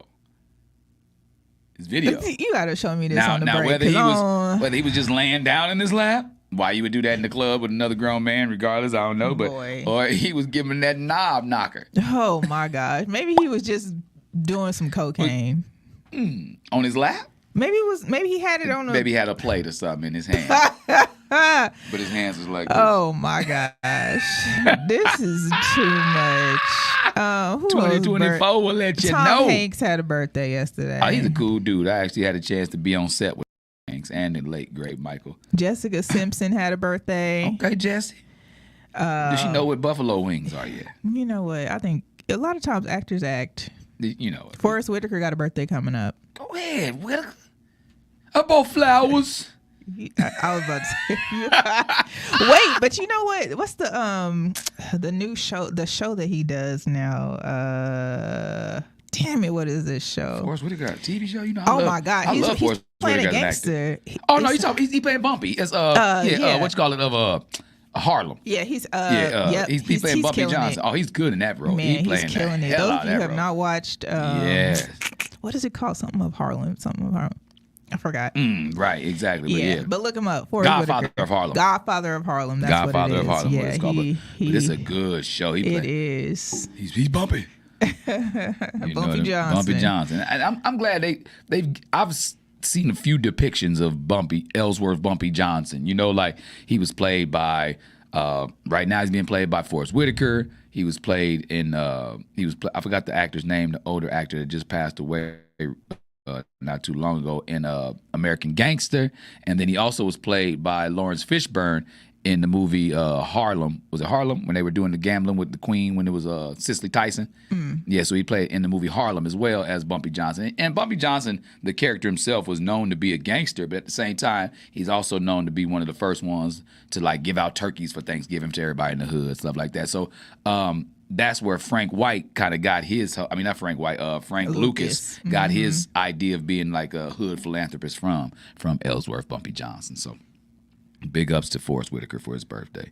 I don't know how old some people are. Shout out to Christy J. She just had a birthday as well. Did she? That's why she was out there in them streets vacating. Man, listen, these cancers out here doing the most. Cancers, boy. Oh, so you got one in your family too. Boy, pray for us. See, my mama and my oldest granddaughter are both cancers, and they share the same birthday, Do they July share the 1st. Same Attitude. She's growing and developing into what my mom probably was like at that, because she just turned 15. Shout out to Kamari, aka Scrappy. My oldest granddaughter just turned 15, and my mom actually just turned 70. So big shout out to Ma Dukes turning 70 out there in the streets. All right, shout out to 70. Yeah, but they had the same birthday. She was in the delivery room and everything. So I think she's developing into her slowly. These cancers. Man, y'all pray for all of us that got to deal with these cancers. So it's cancer season. Right. And that is what it is. That is what it is. What else we got going on? Just out here in these streets kicking it. This traffic out there ain't too bad, but it's got a little cone zone and stuff. It's so much dang construction. But the thing here, though, that gets on my nerves with the construction, you can go to bed and drive by something at night and the construction not there. Case in point, I pulled out of my subdivision this morning and everything was down to one lane. And I was like, why, Sway? Ain't nobody out here working, nobody cutting trees, nobody's doing any of that. Y'all just decided to put this little blinking arrow sign. Yeah, I don't get it. Close to the light, I know sometimes and cones they do it everywhere. if they're like laying down, cement, or they're laying down gravel or something like that to make sure that it dries faster. But what y'all doing? I hate to see construction sites where ain't no construction going on. Like, that'd be my point. Like, why y'all messing up the road and ain't even working? Are y'all on break right now? Or all day? What is going on? And I get the fact that you don't want to be out here in this sun. Okay, so leave the road open until 6 o'clock. Y'all can put some cones out there around that time. After rush hour. They ain't trying to hear it. They not, man. They just, So, and the thing I really piss me off about is, like, when they do it on every side of town simultaneously. So they you can be like, oh, if I get to the west side, I'll be cool. They're not doing construction over there. Nah. They doing it everywhere. Everywhere. They be on the freeway and on the off streets. Kiss my grits. It is what it is, and you know what? We just go push through this traffic. So shout out to y'all that are out there in traffic. Y'all be careful. Look both ways. Put your signal on, and don't give that guy a bird. I know you wanted to, but don't. Because people out there road rage. Man, listen. Like, did you see the one? It was a couple weeks ago. The dude got out of his car and beat up a lady. Like, I was like, come on, man, over some road rage, bro. Like, you either need to get laid or therapy or both. Both. You need both. Both of them with an F. BOAFUM, both of them. Listen, we're going to be back with some more hot news. Y'all stay tuned right here to the Morning Wood, right here on Hot 702.5. Good morning, y'all.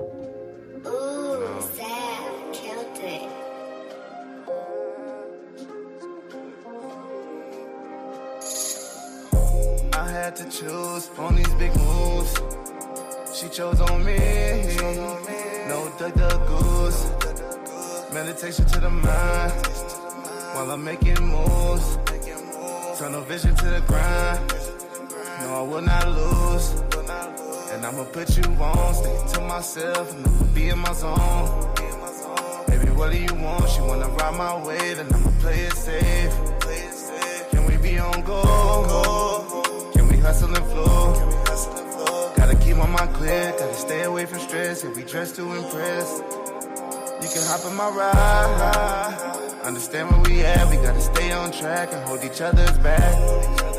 If you just hop on my wave, we'll be okay. You are the question and I am the answer. With you, my baby, my heart beats faster. I'm just here to change your life. You're as sharp as a knife. Smoking spinach with my olive oil. Yeah, I planted the seed in the soil. But what I plan to be raw. We gotta stay healthy. No, we can't get spoiled. We are the truth and there are no rules. You a ruby, baby, you're a jewel. And I know love is easy, yeah. I need you to believe me, yeah. I knew you was gonna be my girl. Let me take you away from this world. This world.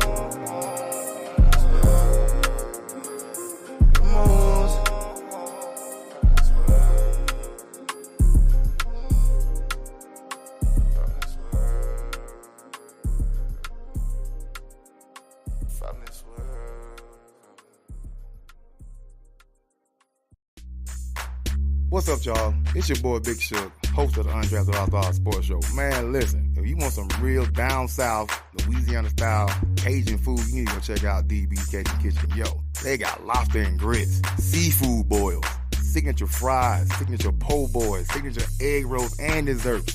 Oh, and my favorite, them gumbo tacos. Yo, they open from 11 to 8, Wednesday to Monday, 7 to 5:30 on Sunday. Located in North Las Vegas at 4343 North Rancho Drive. They even have to-go orders and catering. Hit them up, 725-780-1850, or go to the website, dbcajunkitchen.com. So, yo, don't just tell your friends about me. Tell them about DB's Cajun Kitchen.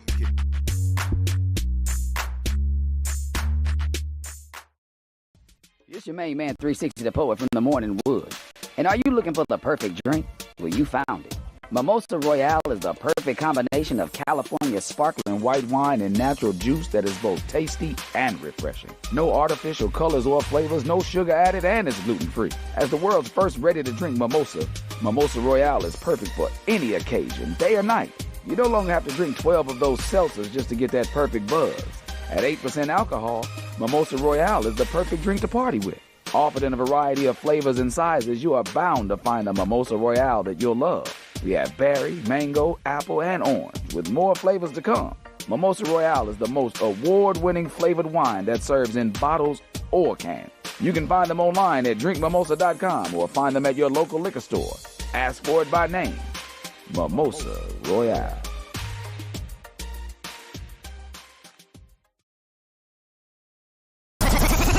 Turn up. We gonna run this thing off like this. Let's go. Good morning, my neighbors. What it do, y'all? What it do? Wake that ass up. Smacking you across your face. Good morning, good morning, good morning. Get your morning dose. Good morning. Grand Rising. Good morning.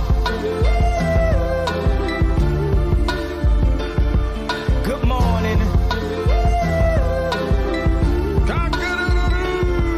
Good morning.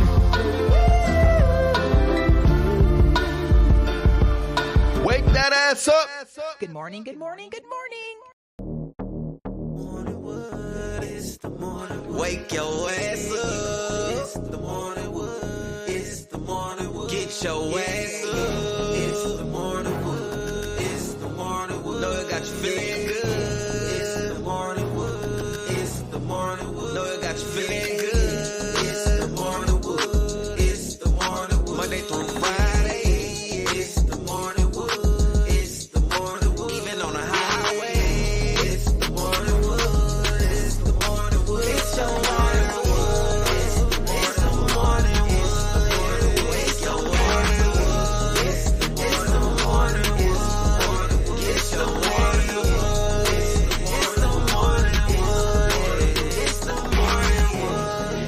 Good morning, y'all. You are tuned in to the Morning Wood right here on hot7025fm.com. I am fine as Carrice, and I am here with my host. 360 the poet. THAPOET. Make sure you spell it right because it means something.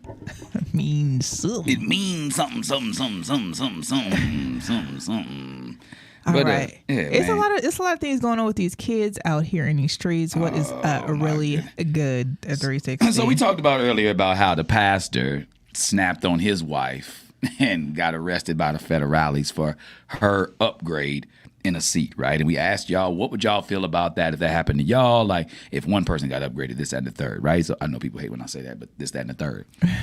But what if you paid for a business class seat, but then you get to the gate and the agent says, unfortunately, sir, ma'am, this flight is overbooked and we're going to have to switch you to economy.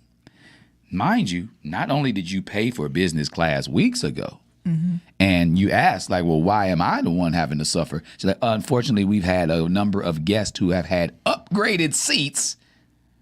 So that means you tell me, so somebody who didn't have a business class seat is now sitting in the one I paid for, and I have to suffer for the inconvenience. That's how I would be feeling. I would be absolutely irate. I've definitely had that happen. I had that happen to me before, from Cancun to Dallas. That's completely unacceptable. It was. It was completely unacceptable, and I definitely called to make sure they understood how unacceptable it was. Because that's 4.5, 5 hours that you have to deal with on this flight, right? Right. And so, like this person who's in this story, they coming back from whirlwind meetings and stuff like that. I was coming back from a hurricane. I was trying to get out from a hurricane, which is my flight. Yes. Y'all booked the flight. Yes. So why did you change from first?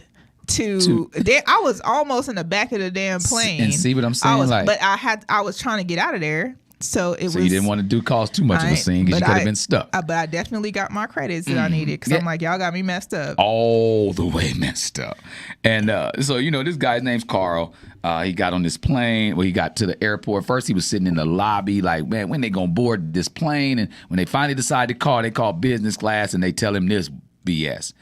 And he's like, wow. You know what I mean? Like, so I got to suffer. So not only that's a 5-hour flight that he's about to be on. So you already know 5 hours is a nice amount of time on a flight. You can watch 2 movies in a 5-hour flight, or you can sleep, however you feeling, right? But he was like, my legs are long. I'm ready for this business class seat. And now I got to be stuck cramped back here. So not only that, when he gets to the seat, he's trying to get situated. Again, he's a taller fella, so he's not used to being in these economy seats at this time, especially probably where it was based on the plane, because they didn't give him an emergency exit. They gave him a regular seat. So he probably 18B or 18A or C or whatever, you know what I mean? Whatever the case, he's on the aisle. But there's an older lady sitting next to him and says, young man, can you stop squirming? Some of us are trying to get ready to enjoy a flight. And he's, and Carl, person says, he bites his lip and was like, my apologies, ma'am. Because she was older. He said because she was older. If it would have been somebody younger or somebody closer in age to him, he probably would have snapped, is what he said, right? But then he sits down, and out of nowhere, here comes the biggest issue, right? So he sits down, and he looks, and next thing you know, he feels a jolt on the back of his seat. Like, WTF? Turns around, sees a kid like 5, 6 years old with a big old, Kool-Aid grin on his face, and he kicks his seat again. Like looking at look F them kids. Like I'll snatch somebody's kid up in a heartbeat. Ooh. Fight me. That's what I gotta say. Fight me, because your kid about to get fought in a second. Anyway, so he turns around and he asks him like, hey man, like in a nice tone, can you please stop doing that? Meanwhile, the kid mama sitting there looking in the magazine, completely either ignoring her kid or oblivious to what her kid is doing. But then next thing you know, Carl sits there and he feels another jolt in the back of his seat. So he's preparing himself for these jolts. He was like, nah, man, this not about to be what's going on for this 5-hour flight, right? So he took a deep breath and stuff like that, and he just decided to turn around and say, he turned around muttering the most courteous smile with a fatigue on his face and said, look, I'm going to let you know something, little dude. Like, he was to punch that kid in his neck. He's like, I got time today. He said, hey, stop kicking my seat. You know what I mean? He said it nicely as he could at first, but then the fact that the boy's mama wasn't paying no attention, you know what I mean? Carl, the seat kicking kept on happening. He said the things only get worse, so he kind of coached himself. Now, first of all, Carl, I got to give you props for all this reserve that you held. You know what I mean? Like, because after the first kick, I would have told, hey, you lady, read that with magazine. The snap, everything. With the black mama snaps. Oh, exactly. Like, that's how you got to check these kids. So, like, this is going on while the plane's going down the runway. You know what I mean? So it's like he feels like the way he describes it, said it's like an explosion of a jolt every time this little kid kicks his seat, right? You know what I mean? But he finally snapped. He quickly turned around with a stern look and said, he said, "You sure have a lot of energy, huh?" You know what I mean? Like, you can tell this is, I'm gonna play the scenario. I'm gonna create the scenario in my head because they don't show the people on the plane. But this is a white guy, and this is a black mama and a black kid. See that switches it up a little bit because I was not picturing that in my head. You thinking it's the other way around? Yes, I was. Black dude and a white mama and a white kid. Right. Nah, it's a black mama and a black kid and a white dude. So Carl turned around and said, "You got a whole lot of energy, huh?" You know what I mean? And so it got the attention of everybody else around except the mama. You know what I mean? And he was like, "Man, listen." So he said, "Excuse me, could you get your son to stop kicking my seat? It's disturbing." And the woman finally looked up out of her magazine with an expression of mild annoyance. "Oh, kids will be kids." And she shrugged it off. She said, "Kids will be kids." He said he's trying to keep himself occupied on a long flight. Carl said he lost it. So the kid being occupied happened to do with him kicking this dude's seat. Mm-hmm. And occupied at the expense of other people's comfort. I'm grabbing your kid's leg from the back, first of all, holding it. I'm gonna fuck around. I'm gonna mess around, lean back on his ass, like scrunch him up in there. See, I'm gonna open up his little thing. I'm gonna scoop the thing right back on his ass, choke him with this damn seat back tray or whatever. Not the seat back tray, child. And like the woman had the nerve to like be offended by the fact that he said so his comfort is based off everybody else's discomfort who paid for this flight. You know what I mean? And then she looked at me like, "Excuse me, are you suggesting I don't know how to parent my child?" And he said, "Yes, that's exactly what I'm saying." Was this one of those like skits? Like, cause you know how they have like the plane skit. Let me see this. Let me see your screen because I've been seeing these skits with this black lady, and they've been like on this plane and just doing these different scenarios. But I'm like, because I'm trying to think like if it was a white dude, if this is real life, okay, black mama, kid kicking the seat, it's not happening. And then like it is a very rare case that I see a black kid misbehaving on the plane.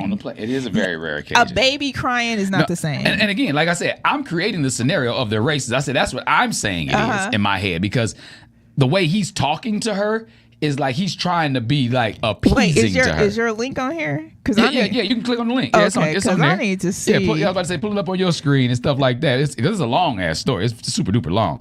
But like the mama ass said, "So why don't you tell me exactly how to quiet my child for your majesty's comfort?" And he said, "Maybe you should start by paying attention to the child." You know what I mean? Instead of burying your hair in the magazine. Is the real picture of the family? I don't think they're going to show the real picture of the family. No. I doubt. I haven't gotten to one yet. You know what I mean? So it's like, but that's the thing. Like, parenting, like parents have let their kids just go wild. Nobody checks their kids in restaurants anymore. Like, I literally, like, people clapped for me last week at the restaurant because there was this little girl back by the tanks just screaming at the top of her lungs for no reason. Nobody's hurting her, nobody's bothering her, but every time one of her family members tried to walk her back to the table, which was on the opposite end of the restaurant, she just burst out in this scream. So I go into granddaddy mode. You know what I mean? So I go into granddaddy mode. Like I straight up be like, "Hey, how you doing? Like, let's be best friends." Like, you know what I mean? Like it's really about paying attention to them in a level in which they can connect to you, not relate to you, like, because especially when you're dealing with other people's kids. Yeah. Other people's kids. Now, your own, you can snatch their little tail up and take them to the bathroom and get them a little mind right conversation. But, but this is somebody else's kid. Right. They were of Middle Eastern descent. So, again, like, they rules are different at the crib. They may not know how to act out in public like that all the time. They may just let them do. This is a case example. So, and I was like, you know what I think would be great? I think if we had some ice cream, I think that'd be a great time tonight, huh? And she was looking, and I was like, I said, if your daddy says it's okay, I'll get you some. Now we can walk back to the table, but I said you got to be at the table to get the ice cream. You know, stuff like that. Again, parenting by paying attention. Right. But people don't even pay attention to their kids anymore. But like then people don't even have like I want a restaurant where no kids are allowed. That's to the point where I'm that whole part right there. No kids allowed, like a no high chair situation. F them kids. Is that what F you're them trying to kids. say? That's basically what I'm saying. I need a tattoo on my neck saying FTK. F them kids. Listen, if your kid is on the plane with me and they're kicking my seat, I've got time. Okay? Kick me and I'll kick you back. Kid might get kicked right back. Man. And but what about the people on the plane that put their feet in between like the chair I rest, check them armrest? immediately, bro. Dude, you better I say not this put is an your armrest, feet. not a footrest. Move your foot. I'm You just got- trying to relax. Not Nah, right there. we good. Not right there, dog. That's And I disgusting. stand up and say it. And no, I ain't tall, but you gonna see me over this seat. I'm not about to look through over your feet. You better have some socks on when you put it there, because if your barefoot is there, I'ma stab it. I'ma stab it. Because I always got a pen. I mean, I thought somebody. I mean, stabbing people. I'm You know what? I forgot you was I'm a a stabber. stabber. I'm a stabber, yo. I'm a Forgot you was a shankster. stabber. I'm a shankster. Speaking of stabbers, child. Right. Okay. The other day, right, I'm sitting out on in our courtyard. I don't even know what hubby was doing. I was watching the game. You know, I'm outside enjoying, the sun, the weather. Right. And a wasp came over, and I was like, "Oh hell no! Is that a wasp?" I was like, See, my it should husband be was too like, hot. "Yeah." He's like, "I think it's like a wasp nest around here somewhere," and yeah. Did you run? Did you? No, I lit because we have these like candles that you light, Little and then the Centronella insect type. and then the insects like kind of go away. So I was like, I'm gonna light this and see if it, I would have been so excited because I have one of those tennis racket bug zappers.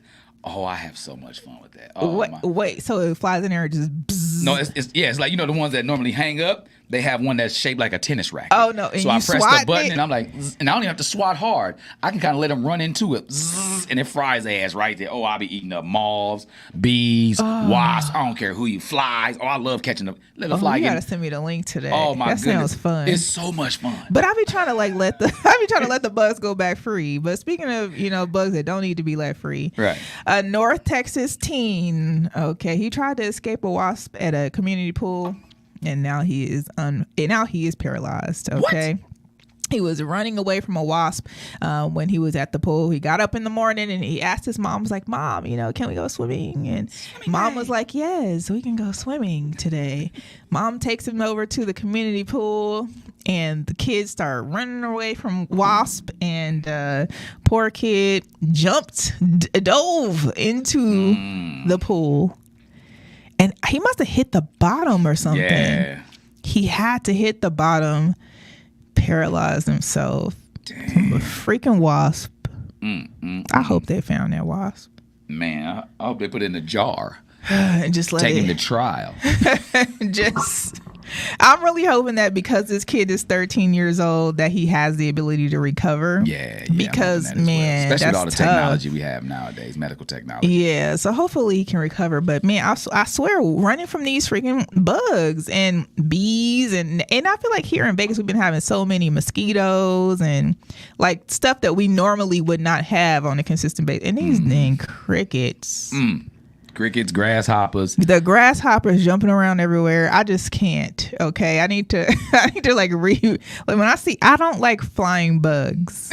Any bug that jumps or flies somewhere, Yeah, I'm good. If you're not just crawling where I can step on you. Yeah, if it's like a spider or something, or like it's something. I'm good with that. Like I'm even good with a snake. A lot of people don't like snakes, but if something, I don't like snakes, but if something hits the fan and I got to take care of a snake, it's whatever. Yeah. Oh yeah. Anything that crawls fast though, like a lizard. Oh my god. They creep you out. Yes. I've had 2 iguanas. I've had 3 snakes. Like back, in the 90s and early 2000s. Like having snakes was the thing, right? Especially like in the South. Like in Nashville, we go out to Centennial Park on Sundays and everybody got their exotic animals. My homeboy Dewan had an alligator. No BS. Used to walk you with a muzzle on because if not, it was gonna eat people's dogs. I don't know. Dewan's he's a little out there. Clearly. Shout out to DC, Dewan Connolly. Best haircuts in all of Nashville. Take the longest, but the best haircuts in all of Nashville, hands down. But yeah, he used to have an alligator. You know, I'm out there with my snakes. He out there with his alligator walking on a leash and everything with a muzzle. And that's how it used to be, those exotic animals. But, you know, so I'm cool with those. But it'd be the weird ones that I don't like. You know what I mean? Like, not even just animals, it'd be insects, the stuff that can bite and sting. And, you know, I'm not scared of insects. I just want to kill them. I just want to kill them. I want to set them free. Not me. But not the ones that fly. Because you're going to come back. Like, no. Right. You know, now, see, I can take Now, like lizards, I love them. Like I say, I can take them and put them from one place to the next. Like, you know, there'll be little geckos and stuff, and they'll be running around. And those, instead of killing them, I'll scoop them up in a jar or something like that and just throw them outside. You know, but a bird gonna end up eating them. They're gonna be hot on that ground right about now. Get somebody else to do it. We are good over here. All right.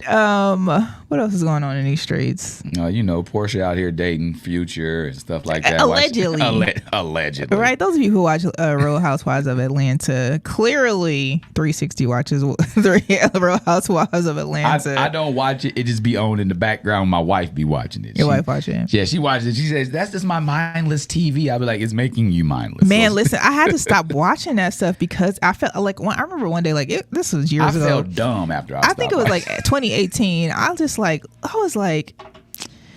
why did I watch that? Like, I wasted 47 minutes watching this nonsense, and I don't even understand what I just watched. So I just my thing is, like, I just hate the fact that they have a show on where every fifth word has to be beeped out.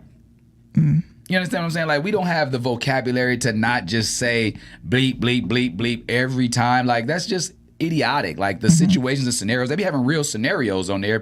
You know, people's mamas passing and people, family getting sick and stuff like that. So it's real life reality scenarios, but then the mess in between is causing the masses out in these streets to be like, oh, that's how we act. And that's really not how we act, to be honest. Like, you know, it is in some pockets, but real, like, if you look at like anybody that's got like a girl's crew, like they sisterhood crew, they don't be arguing and cussing each other out like that. No. You understand what I'm saying? These are people that just been placed together who not even real friends. Right. You know, so of course you're gonna be spatting it all the time, but it's for ratings. You know, so it just gets to a point where like enough is enough, yo. Like, you know, every show doesn't need to be a reality show. Like MTV don't even play M no more.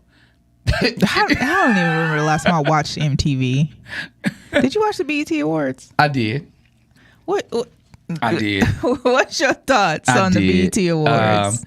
I think Taraji was drunk by the middle towards the end. Drunk. Yeah, she was faded because the people she was supposed to be introducing, like she was talking about Bobby Jones and didn't really say much about Bobby Jones and stuff like that, but didn't really call him by name. And then she walked right by Keith Lee. Like, you know, they give you the people to talk about. But she also commented and she said that Keith Lee was in the wrong seat. She said so it threw her off.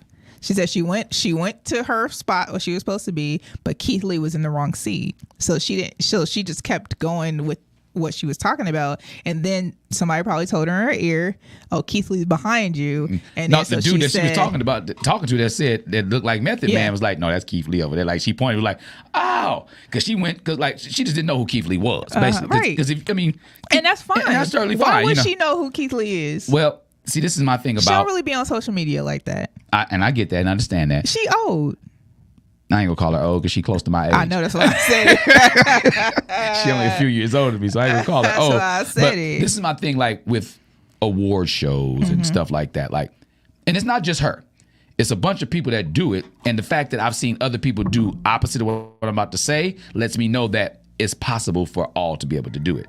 I just think when people are speaking on an award show or they have a spot to present on an award show or they're hosting an award show, a lot of times just go in there and try to go off the seat of their pants. You know, I don't think the preparation for it. She said she rehearsed even that particular thing. So did you see her comment on it? No, I'm gonna read it to you. Yeah, pull it up for me because the thing about it is like, I like her hosting the BET Awards, you know what I mean? Because she gives a variety, she has some fun, she come rap, and, you know, I like Taraji as a person, you know, so I'm all about that. But in the research, even with us right now, we looking at the computer with some research that we've done just today. Mm-hmm. And we've got pictures of the people just today. Like, I can tell you what Joe and Mary look like that poured the margarita up the butt. So my thing is like, I can't. I mean, only because I just saw their faces, because I did the research. So like, my thing is like, yeah, like, like if you rehearsed, at least pull up a picture. She said she rehearsed, but I can imagine like if I did rehearse something, right?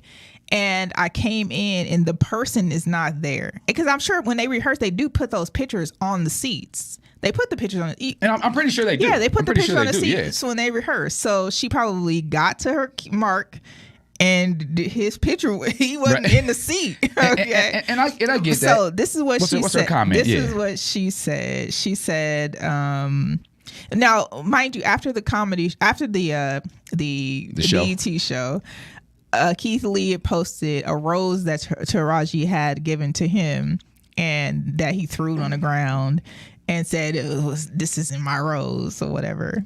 Oh, so he doing that. So he being that's what his feelings. He a millennial. He in his feelings. I didn't see all that. You know me. Feel me in. He's in his feelings. So Taraji said, life really is too short for this behavior. Yeah. He wasn't in his seat. They give celebrities assigned seats. She said, I rehearsed all damn day to hit my mark, and that young man wasn't in his seat. So he missed his moment. His ego is hurt. He will be fine. I cleaned it up for him at the end of the show. No love lost here. There we go. And I love, and again, that's why I love her as a person. I rock with Raji. He wasn't in the seat. And true enough. And the I thing get is, that. they probably, and I'm just thinking of what happened. And I just piggyback off the fact that part came right after she didn't. You know who Bobby Jones is. Everybody know who Bobby Jones is, especially at the BET Awards. What did you want her to say about Bobby Jones? She didn't even say his name. She was like, "Oh, and our legend over here." You see what I'm saying? Yeah.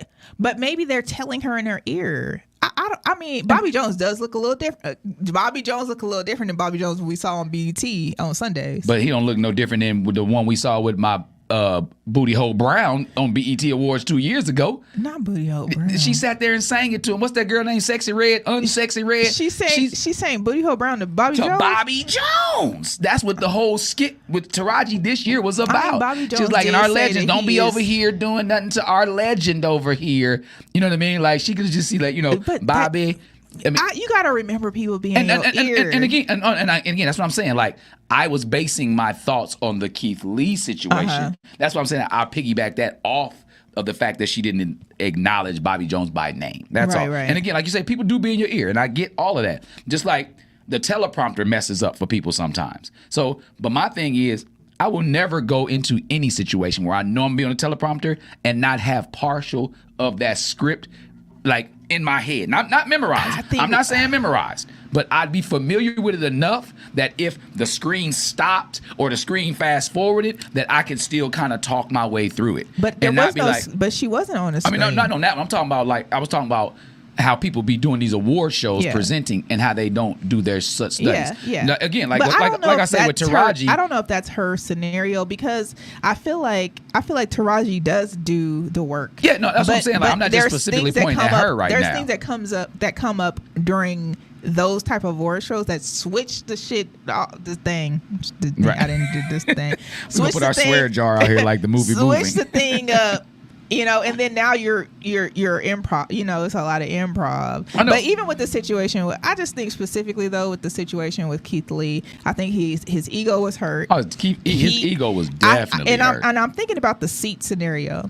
And I know that he wants to be attached to his wife when he does things, but they probably put him in a temporary seat by himself, and he probably was like, "I'm sitting with my wife," but you could have just moved for a second without your wife. But if that was the case, his wife wasn't even in the picture. His wife was sitting right next to him. Oh no, in the middle. So that in that case, it was him, the wife, and then the dude she was talking to that she called Keith Lee. So no, he was on a different row. No, he was right there. No, he wasn't. I promise you, when she said, How much you want to bet? I'll bet you $50 right now that Keith Lee was $5.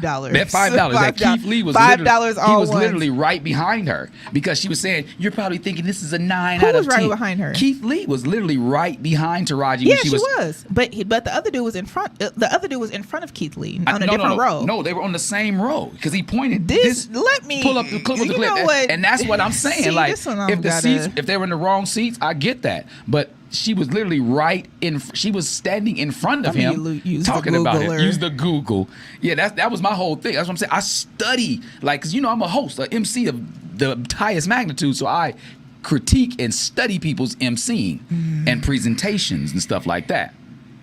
So yeah, I promise he was literally sitting right there. So I just need because Maya didn't know who Keith Lee was.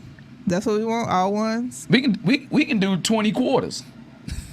Not 20 quarters. What is dude's name though? Keith Lee. No, the other dude. I don't know who the other dude was. She just said he looked like Method Man. Definitely not sitting next to Keith Lee. No, it was Keith Lee, his wife, and then that dude. The dude was on a different row.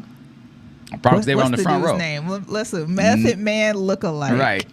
At BET Awards, like Google that, and that's BET Awards. Method Man lookalike. What is his name? I follow him too on social media. I have no idea who is this. He's pretty cool to follow. But that's the thing. Like, I got to start getting more into social media. I really do. Clearly, I was talking to my life coach to one of my life coaches yesterday, right? And she was saying like, well, if you want to attack the social media world, you have to engage in it more. You have to dive into it. Even though I know you're an old man. She always called me old. I know you're an old man and don't want to catch up with time. His name is Jordan Howlett. Jordan Howlett. Okay, I've never heard of him before. Jordan. Let's see. We'll see if we can find him. Because I'm gonna let you do it. You type way faster than me. I'll be like J-O. Yeah, I'm cold. 22 words a minute with these two fingers. 22 words a minute, baby. I will not be your 911 operator, but I can give you an email. But I love the fact that my computer has dictation on it, so I can just talk some emails out to people nowadays, Jay. You and this damn... Listen, do y'all use the voice to talk to text? If y'all don't, yo bad. Because, first of all...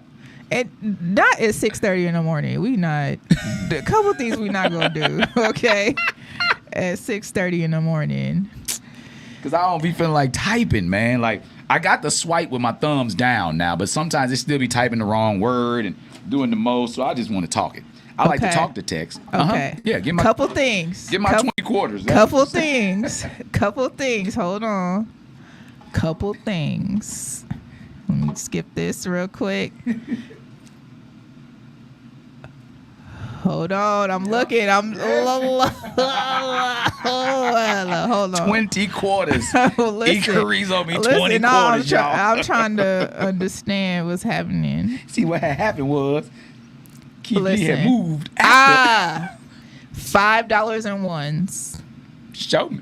I'm not from Missouri, but show me. I was watching the show. $5 and ones. I'm just gonna show you the screenshots. What stresses you out, Ashley? Because I could see how you could see that it looks like he's sitting next to him. Okay, there we go. I see how you could. I see how you could. You see these lawyer words she using over here. Let me see. Show me the picture. Show the people the picture. I don't know. I'm a little. Because she was literally standing in front of him, like her butt was in Keith Lee's face while she's doing this with her hands. I'm looking at it because she's like, Keith Lee. I was like, wait a minute, Keith Lee over there, because he's the number one influencer in the world right now as far as like food. No, Jordan. Oh, okay. Food, number one food influencer in the world. Like right now in the world, like Keith Lee will go to your spot. There you okay. Boom, she walks right by him, and that's his wife in the black. They're literally sitting 2 seats apart from each other. Right, but it looks like he's sitting the row above. No, she's in the aisle right there. I just cannot confirm or deny. 5 $1 bills, 20 quarters. Can I cash app? We'll call it even. We'll call it even because you bought me a $5 refresher this morning. I'm still feeling some type of way. I don't know how I really truly feel about this. Yeah, because it looked like she was about to stop and talk. Or is he not? Y'all let us know what y'all think. Y'all think that they're on the same road? They literally, he's rubbing elbows with Keith Lee's wife. Oh, my gosh. And what's the guy's name? You say his name? Jordan what? Okay, listen, I don't know. Long story short. Whenever somebody trying to redirect you. Long story short, I nah. lost. I lost. Okay, it's whatever. Okay, Give me my money. I got time for this. I got time for you and your shenanigans. Long story short, Taraji said his ego was bruised. Oh, his ego was bruised. That's what I'm saying. These millennials, and she said it just like somebody mama would say. Right. He'll be fine. He'll be fine. He'll be fine. He'll be all right. He'll be all right, baby. Right. Her son probably older than Keith Lee. No, he's not. He not. I think he might be 20 or something. Oh, like is he? that. Okay, yeah, okay. I didn't know. I don't know. I don't know how old like her kid is. He ain't my kid, so I don't know. You know, I only keep up with my kids, all 28 of them. You know, I'm lying. You do got 28 kids. I do not. Everybody think I'm their daddy or their uncle or son. My goodness. Okay, so that's the word on that. Yeah, it is. We're gonna take a quick break. Mm-hmm. We got some sports news. Shout out to the WNBA. Shout out to the Las Vegas Aces. Yeah, man. Trying to go for that three-peat. And then Ryan Garcia said, F y'all in words. Damn, Ryan. We'll be back, y'all.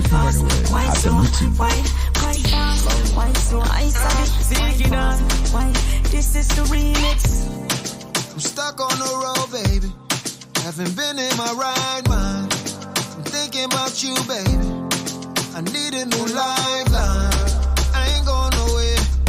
Promise I won't disappear.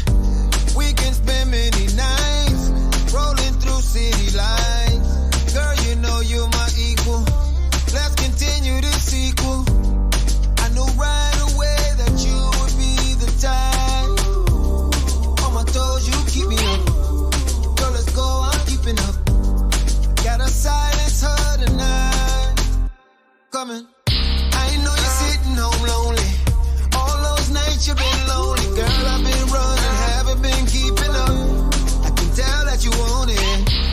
Girl, I'm on my way, be there around noon, let's go all day. It's 1 in the morning, still can't get enough. It's too hard to control it. I know you're sitting home lonely. All those nights you've been lonely. Girl, I've been running, haven't been keeping up. I can tell that you want it. Girl, I'm on my way, be there around noon, let's go all day. It's 1 in the morning, still can't get enough. It's too hard to control it. Lonely, my little lover from my home, man.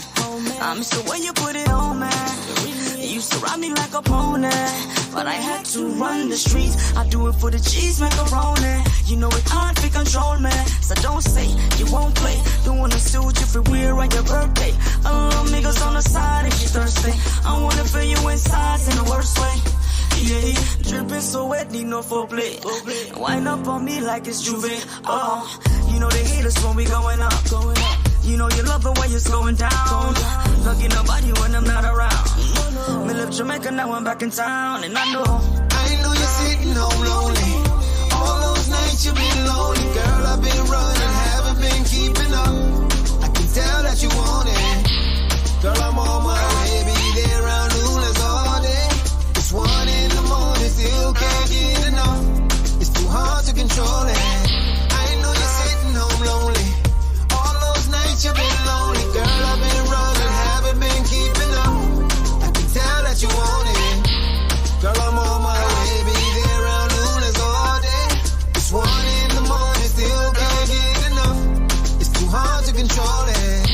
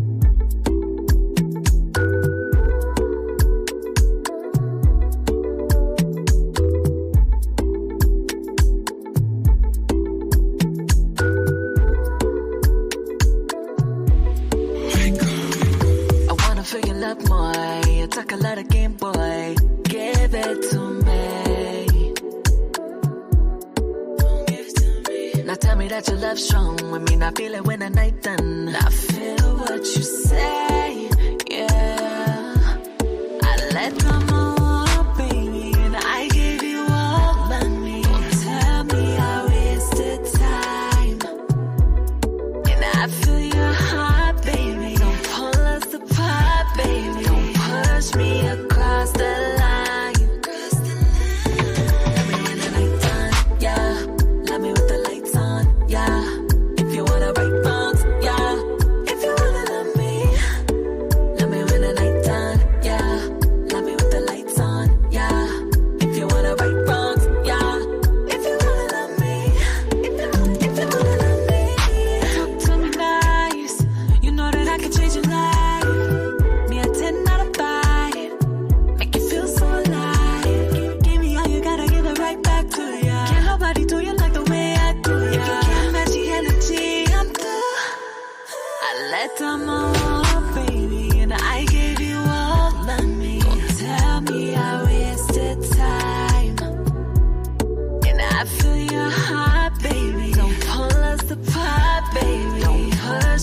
across the line. Love me when the night time, yeah. Love me with the lights on, yeah. If you wanna right wrongs, yeah. If you wanna love me when the night time, yeah. Love me with the lights on, yeah. If you wanna right wrongs, yeah. If you wanna love me, if you wanna love me.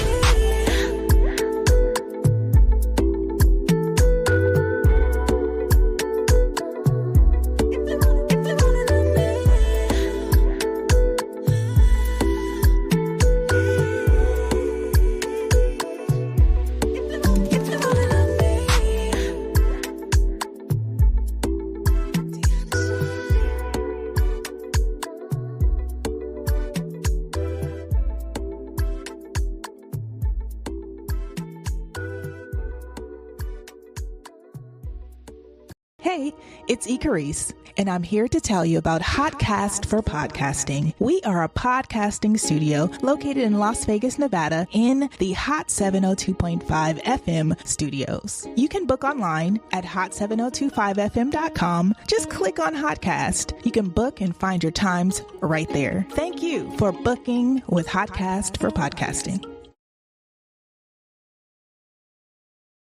Tune in now on hot7025fm.com.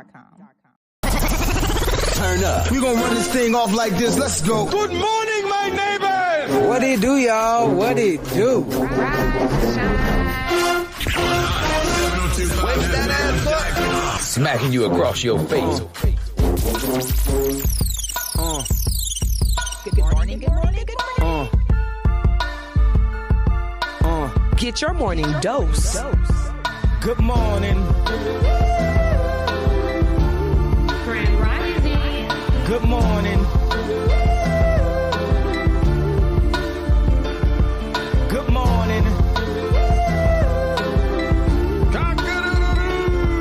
Good morning.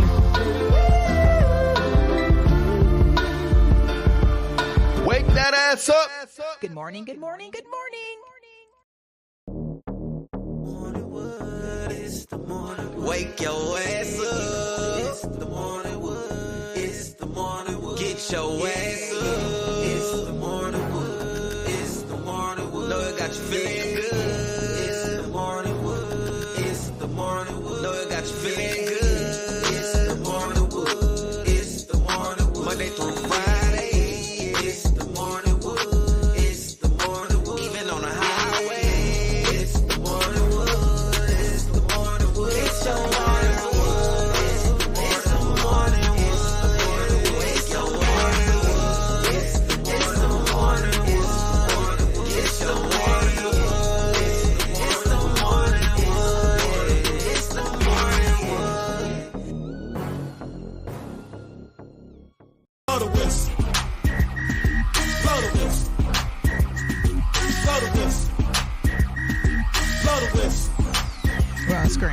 Blow the whistle. That way back. Blow the whistle. Blow the whistle. Alrighty then. It is definitely time to talk some sports. So to wrap over this beat. It's time to. Oh, too late. It went off. Oh, man. I missed it like a curveball. Missed it like a curveball. Yeah. Speaking of curveballs and all of that, do you think that LeBron James bringing on Ronnie was a curveball, or do you think that it was the best thing to happen in NBA sports? I admire it. Just to the simple fact that, you know, because as a person, I really rock with LeBron because, you know, he never had any, like, scandals. He's been with Savannah since they was in high school. And, you know, the kids are growing up and stuff like that. Now, do I believe Bronny should have came to the league right now? Hell to the no. Come on. Hell to the, I mean, I don't think he's ready, to be honest. You know what I mean? But listen. Exactly. Now, there we go. Let me finish my statement. I think that, you know, along with a lot of other people that come to the league, I don't think that they're ready. This round, this draft. This draft was a trash draft. We don't know any of them. No. I'm not even. We got Summer League right down the street, and I'm not even interested in going. I got one of them. That's I'm only a fan of McCain Green, who went to 76ers. But that's it. He the one who painted his fingernails. Oh yeah, see, so again, these millennials, these are Gen Zs. These right, these Gen Zers. So Yeah. what's gonna be after Z? Gen ABC? I don't know. Anyway, but now, do I think that he should have made that jump into the league? And only reason I say that, not saying he's not talented. He was 55th. I could see if he was like 20th, first round. We would be like, nah, he was second round. He was 55th. Out of the class of the people that came with him, okay, come on. If that's the case, they ished on him because he probably should have came in a little bit sooner. But they had to make sure that he was available for the Lakers' second pick.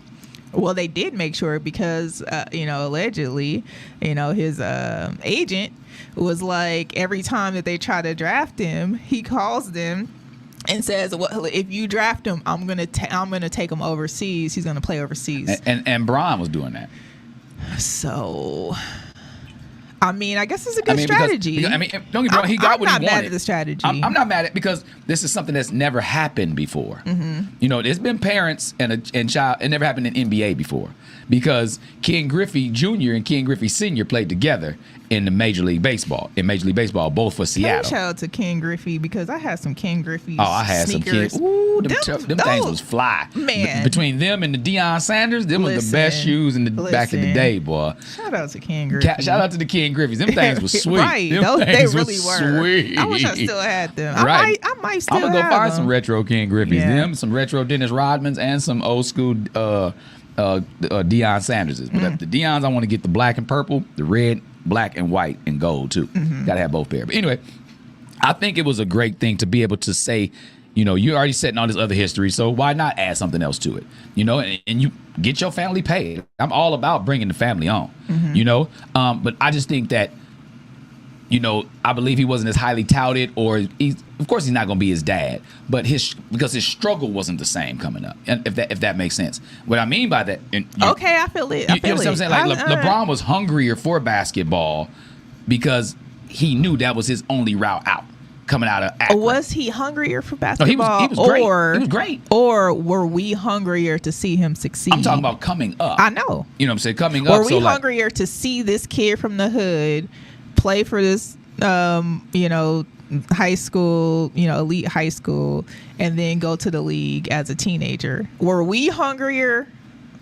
I can't say that Bronny wasn't work in the gym, working his heart. I think that he had more exposure. LeBron had more exposure. But LeBron also had to shoot on rims with no nets. Oh my God. Bronny ain't had that. Here we go. Just think about it. I walked 50 miles in the snow with no shoes. No, you got to think. I'm telling you, this is his story, though. That's why I've appreciated his story, because he came from literally nothing.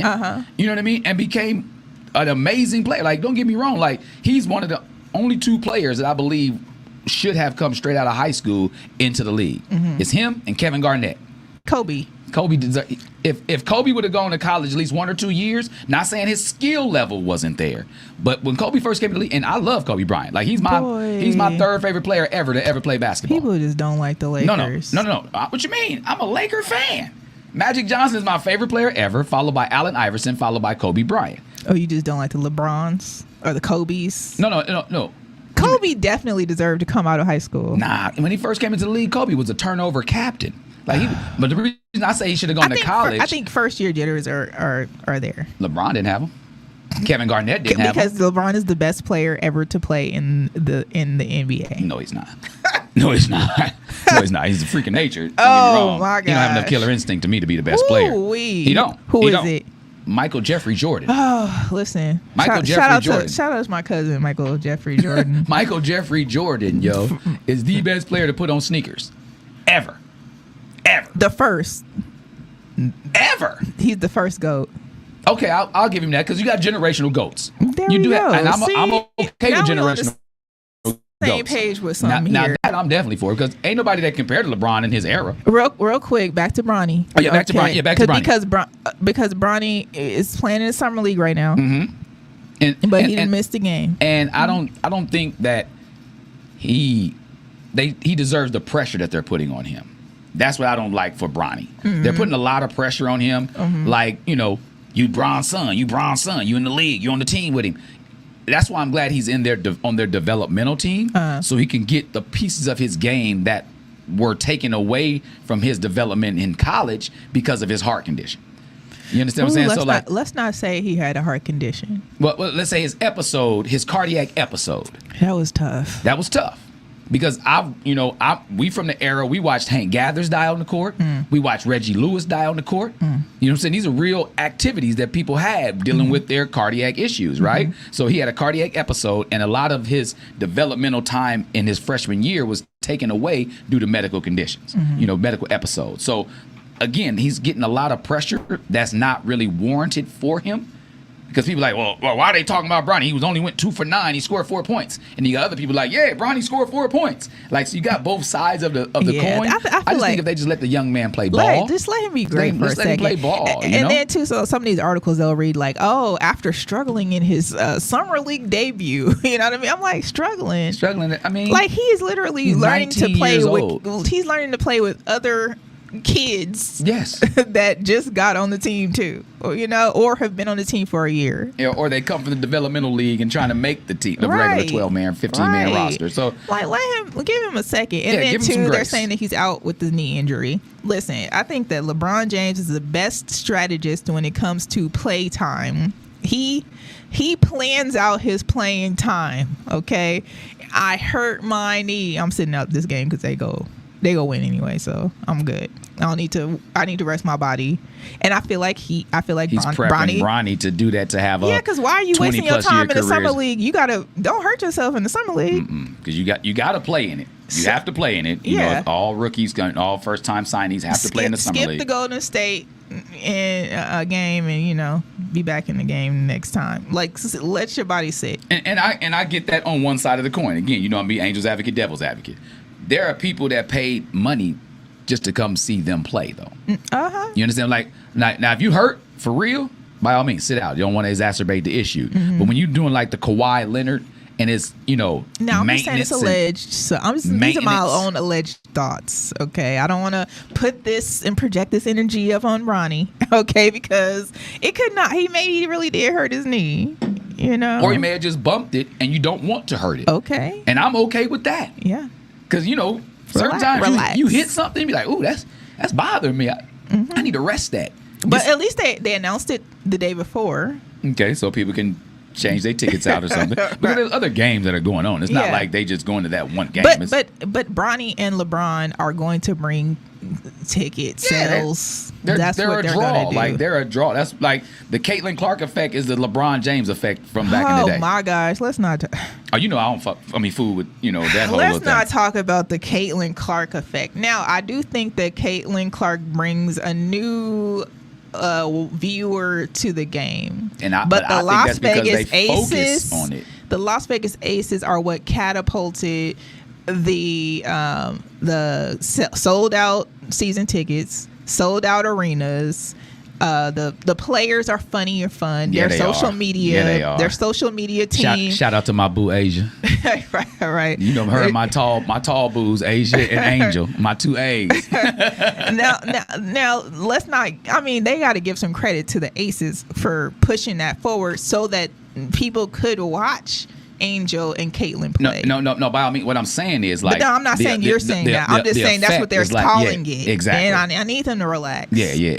And because they're not acknowledging, that's the part that pissed me off about the whole thing. The fact that they're focusing on this great hype of theirs in order to draw, and they're making it seem as if she is the draw. Don't get me wrong, the girl can play ball. She can play ball. She dribble with her head up. That's one of the things I noticed about her that most of the women in the WNBA don't do. Only her, Chelsea Gray. It's only a few people that dribble with their head up. Watch the game. I'm watching it. So I give her props on that, but you can't give her all the credit for bringing the people to the seats because NCAA is what catapulted, this new wave. It was the Aces. Listen to it was the new Aces wave. getting them. I'm saying it was the Aces getting people to watch the NCAA.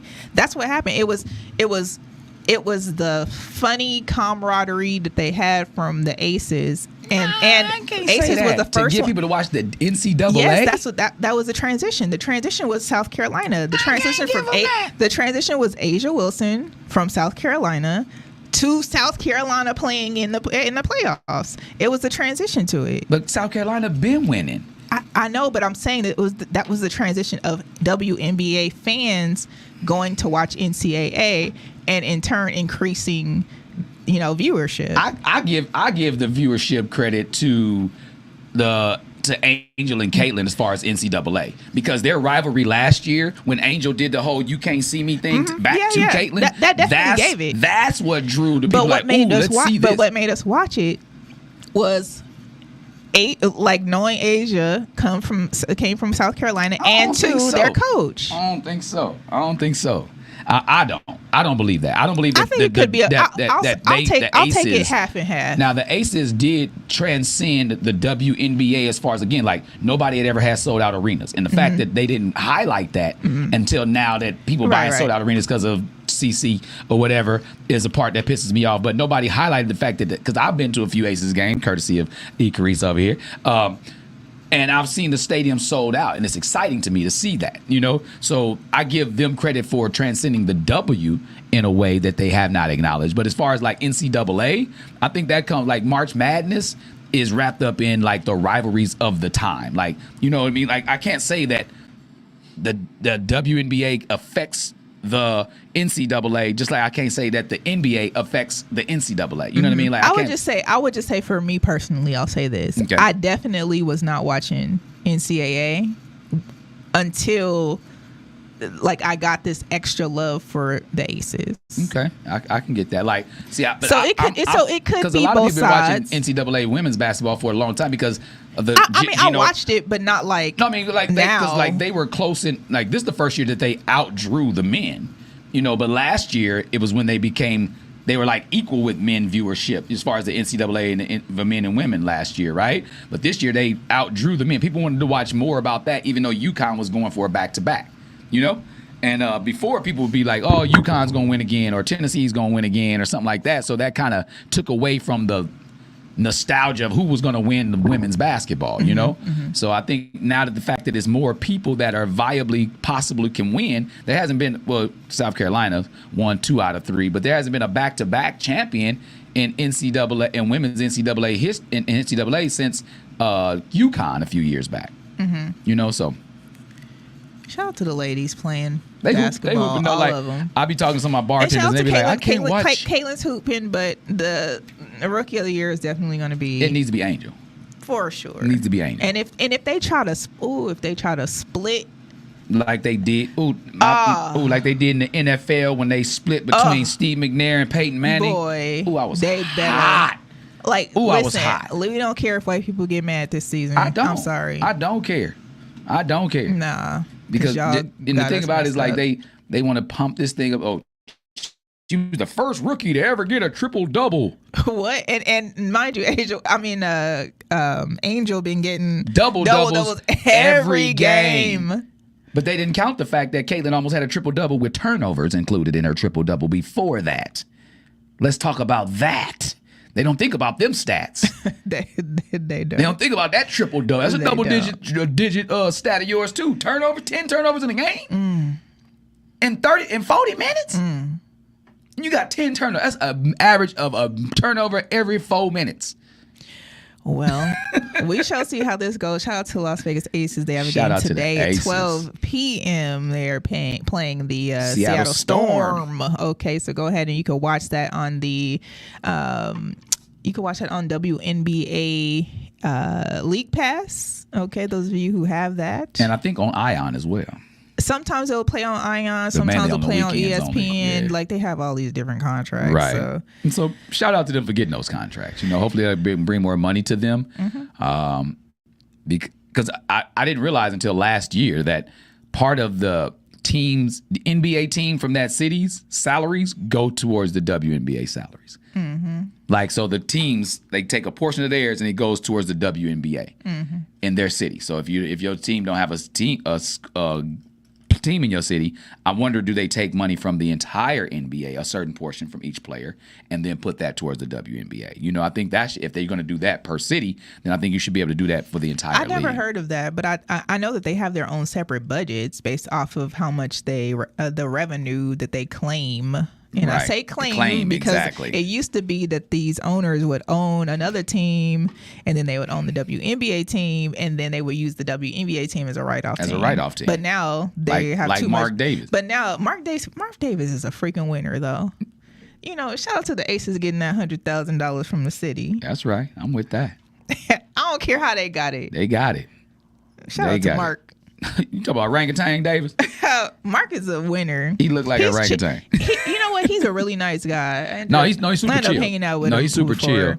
chill. Because I saw him when I took a tour of the stadium before anybody else had been in there because I had a contract with the maintenance people, and he was there. He shook our hands and was like, "Hey guys, thanks for coming over here, check it out, the facilities, this place over here." So he basically gave us a tour of the place on his own. So it was kind of cool. Talking about his and I mom's like how flame. he takes care of those girls. Like he be trying to do whatever he got to do. Yeah, like they had charter plane before they had a charter plane. Okay, that's Right. all I'm saying. That part. But I ain't mad at it. Shout out to Mark for making it happen. Real quick. Can you tell me how you feel about anybody who's not black saying the N-word? Boy, and that's the thing. That's what we're gonna tap into on Holla at the Homie today. Because I asked a question about that. Like, how do you feel about that with people? And we had a large response on that. And my take on it is like, I don't rock with it. Okay. I don't like it. Okay, I'm glad you finally gave your answer because, jeez. I don't like it. I don't like it at all. So listen, I don't like when Fat Joe say it. I don't like that shit. Well, Fat Joe is like Afro-Latin. Fat Joe Puerto Rican, straight up. That's not black? No. He says he's He's Afro-Latino. But he showed both his parents and both of them Rican. But are they brown? No. I gotta Google it. No. Ryan Garcia, who just won a fight, but technically lost. Lost because he was overweight and he was on steroids. Allegedly. Performance enhancing drugs. Allegedly. He said it was ashwagandha. I take ashwagandha every day. I ain't no stronger. I'm just more relaxed. How we know? I'm just relaxed. We got a P test for you next door, okay? I got it. I'll pass that one with the ashwagandha. Ryan Garcia, he says, he's been expelled from the World Boxing Council. Wow, WBC to over put him out? remarks that he made. He announced on his social media platform, and they did on theirs as well. He says, I take all responsibility for my words. And it's been a tough couple of months, as everyone can tell, but I am sorry. He says, I am struggling with substance abuse, and it's hard for me with everything going on. And then he goes on to say more, and he says, I stand on the fact that a black man can be racist. And in the hood, everyone has said the N-word. What are your thoughts? People always try to find a way like everybody else say it. That don't mean you can, bruh. So, but we've been letting people get away with it for too long, He got man. suspended for... They let DJ Khaled say it. Come on. Now, have you heard DJ Khaled say that? Yes. At the beginning of the song, like, we the best. Like, wait, listen, bruh. All I do is win. He said at the beginning of that song. On a couple of songs, he say, yes, he say, like hard with it too. Like he's supposed, like Fat Joe. Like Fat Joe. Let me look up Fat Joe appearance. Fat Joe's parents. Joe's parents. Fat Joe said he Afro-Latino. Okay, what about Cardi B? Cardi B? Now, she might be Afro-Latina. I ain't never seen her parents. I don't know. One of her parents might be black. I don't know. Let's look at Fat Joe parents. Because I believe Cardi B was black before I believe Fat Joe. Fat Joe parents look kind of brown. He got a Down syndrome brother. Yeah, his brother got Down. Okay. I mean, no, it's not giving. It's not giving no Afro-Latino nothing. It's not giving black. But he grew up in the hood. You know what I'm saying? That's what people say. It's like, not giving. Okay. But what about Cardi B's parents? Now, one of her parents black. I don't care what nobody says. Yeah, I think she got some definitely. Yeah, got I some think she brown. black and Dominican or something, if I'm not mistaken.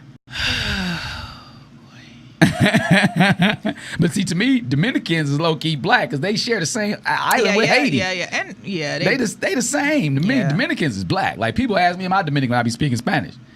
You know, I could pass for it. Let me learn. You definitely can be. Let me get fluent in Spanish. I'm Dominican, be Cuban B. I can be Cuban or Dominican. Yeah. You know what I mean? But both like, of them. yeah, both of them. BOAFUM, both of them. Alrighty then. So yeah, Ryan Gassier said the N-word and then he got canceled. Dang, boy, people getting canceled, people getting dissed. Like, so what would you feel like to get dissed by a whole country? Like, just like the whole country of Argentina just come at you. Yeah. And that's what's happening with Drake right now. I'm not showing up there again. Right, that part. I don't know. USA kind of dissing, whole USA kind of dissing Drake right now, too. Yeah, they are. You know, indirectly. Indirectly, but Right. Argentina did it indirectly, but it came across as directly, right? Okay. So, you know, just right now, in the Copa America Classic, Argentina was set to face Canada yesterday, right? Or Monday or Tuesday. And they were set to face Canada. And so Drake goes out, you know, big boasting, screenshotting his bet that he put on Canada, even though Argentina were the favorites, right? So Argentina was literally favored by, it don't even say the odds, but he put down $300,000, and the odds were 9.6. So it was like a 10% chance that Canada was going to win. So he would have won $2.88 million off of 360,000. I mean, off of 300,000, right? So he said this could get messy. And he used, but M-E-L. Oh, yeah. The player. Oh, yeah. M-E-S-S-I. Oh, he tried it. Oh, yeah. Oh, he did. He did. That's his screenshot. Say it could get messy. And then he put the Canadian flag next to it. So, after beating Canada in the Copa America tournament, the Argentinian team, went to their English Instagram account and took aim at the sixth guy using K-Dot's hit song numerous times on his page, right? And they said, "Not like us, not with us," in the same font that K-Dot put the "not like us." And it was like, everybody's hitting the internet like, damn, Drake getting dissed by whole countries now? And then they got all the memes with Drake crying in the car and stuff like that, you know. But you know, Aubrey went from braids out of nowhere to fades and fake hairlines. You know, Aubrey's he's a plant. And BBLs. That's BBL Drizzy. BBL Drizzy. He definitely got a BBL though. What, in his thing? No, his stomach. He got lipo. He got I know, but he got it transferred to his thing. That's what the whole BBL thing is. Like, the fat transfer came out his hips. Listen, and I know you don't swing like that. Did you see them pictures didn't start coming out until after he got this BBL? Talking about they got pictures of Drake swang online. I never looked at them. The girls at work was talking about it. So long and skinny. And that's what I'm saying. He got it extended.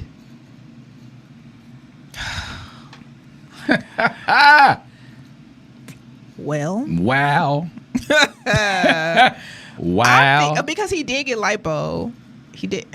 Allegedly. Allegedly. Mm-hmm. For real. Mm-hmm.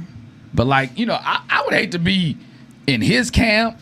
I hate to be in Rick Ross camp because my brother-in-law used to be security for at Rick Ross' crib, like at his house. Like, no, at his influencer home.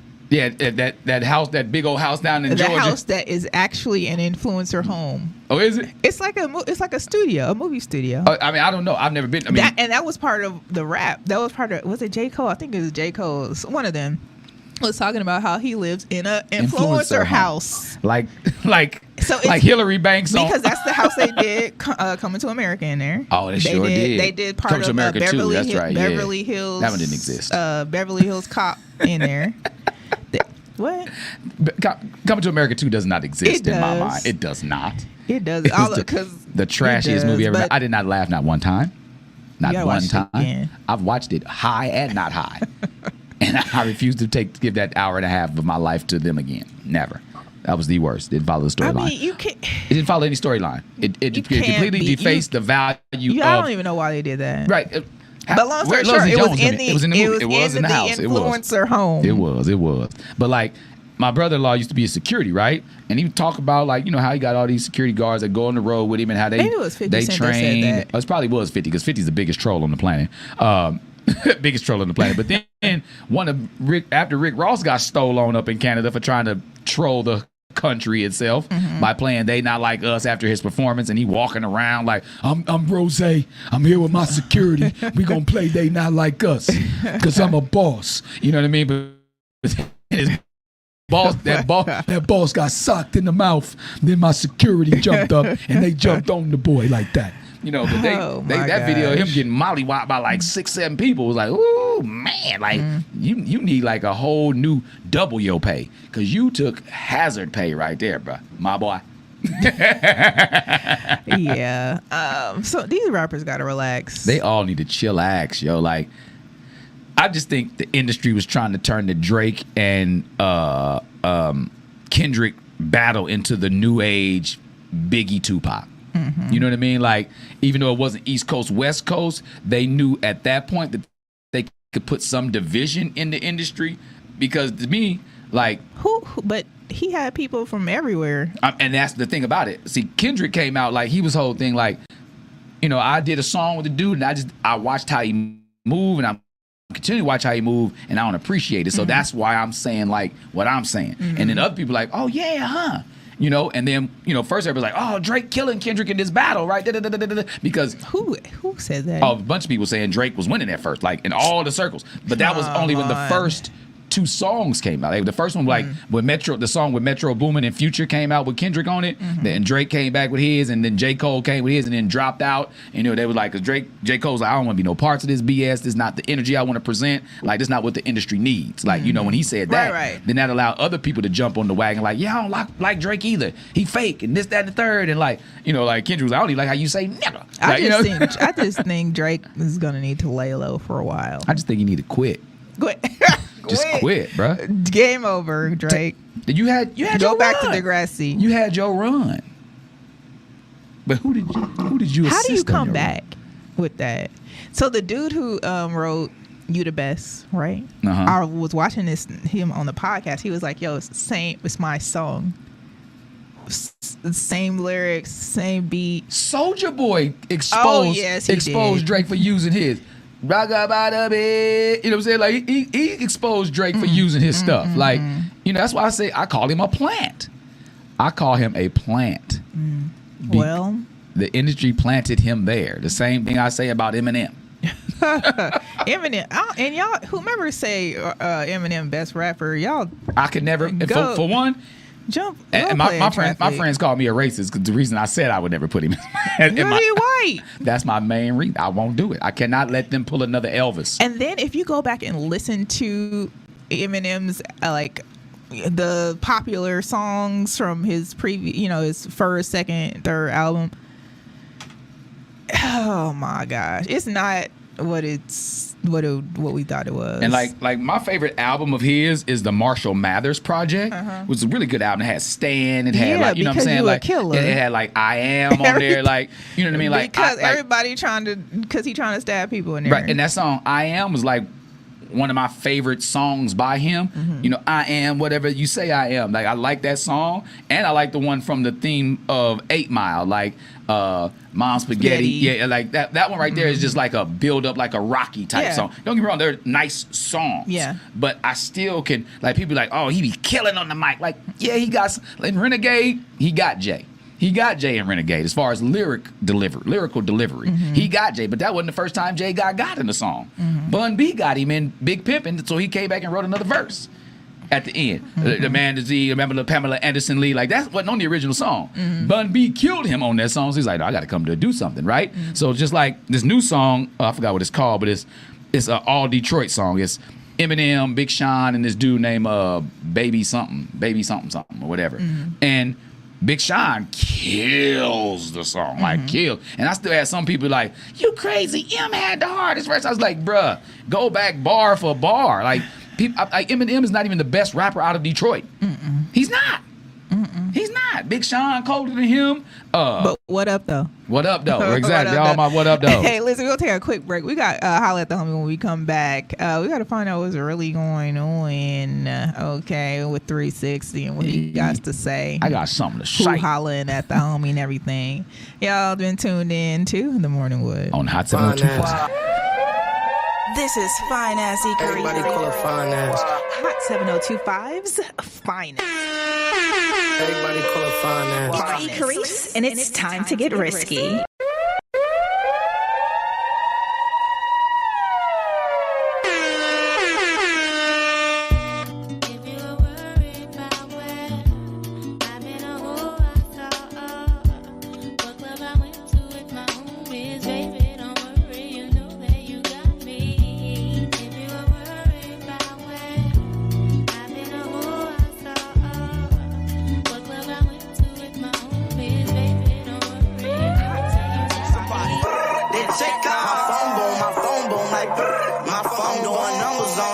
song like.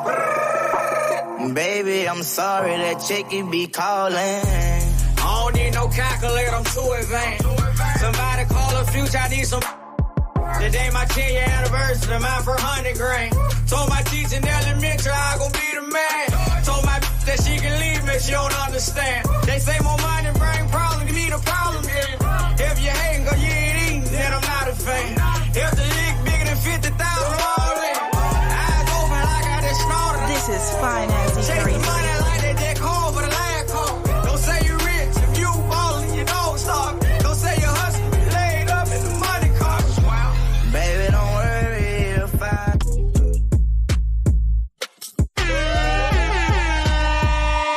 This is fine as Carrice. It's Carrice, and it's time to get risky.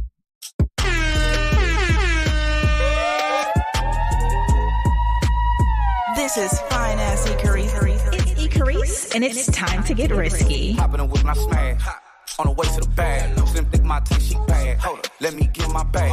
Swag, swag, swag, swag, swag, swag, swag, swag. One car they pull up fast. Bro, move that blast. I'm dressed in all black. Match my, I think I'm Shaft. Swag, swag, swag, swag, swag, swag, swag, swag.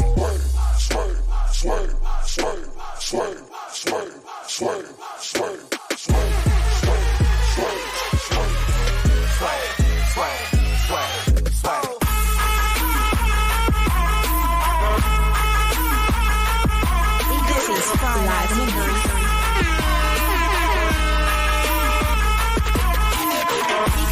and it's time to get risky.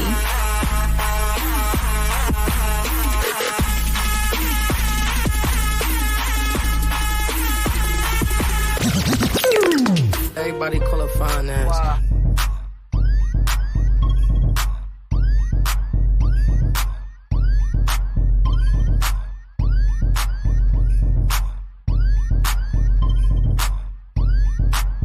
This is fine as he Carrice. Low waist, fat, baby, tap in.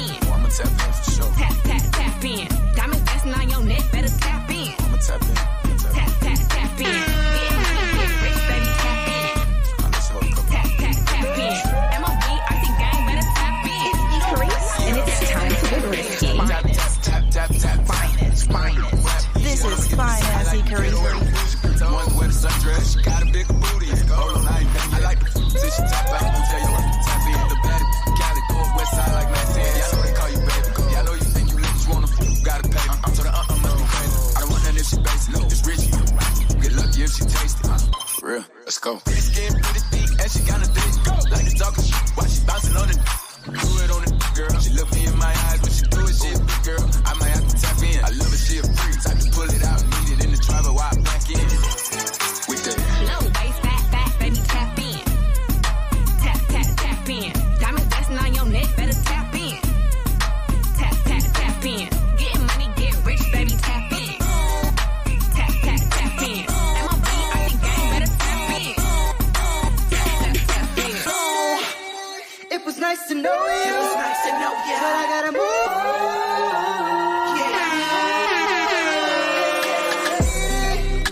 It was nice to know you. But I gotta move. This is fine as he Carrice.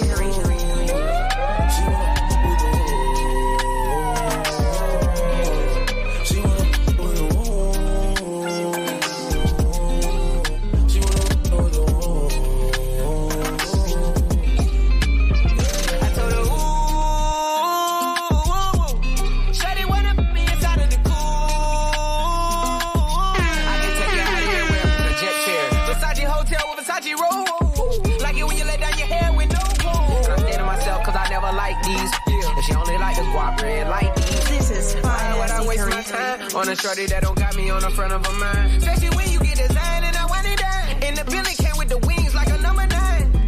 Yeah, come through, just us two. I like it cause you cut how I'm cut too. Come through, just us two. I like it cause you cut how I'm cut too. Everybody call her fine ass.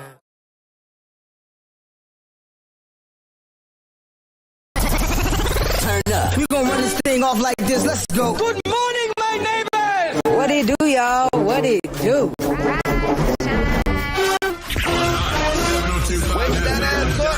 Smacking you across your face. Good morning, good morning, good morning. Get your morning dose. Good morning. Grand Rising. Good morning. Good morning. Good morning.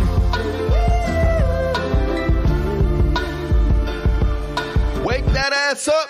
Good morning, good morning, good morning.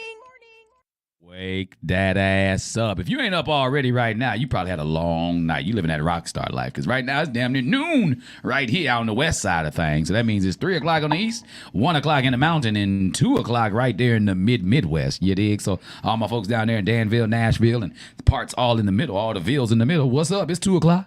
So y'all past lunch. Y'all probably at work still. Probably got another hour or so to go. Some of my people out here on the West Coast, y'all about to hit lunch. So that means hopefully filled y'all up and got y'all some snackage before y'all go have that bread that y'all gonna make out there. So we doing it like that. People in the mountains, what up, though? In the mountains. All my Utahians and stuff like that. But, we talking about places where people are from and how people grew up and things of that nature.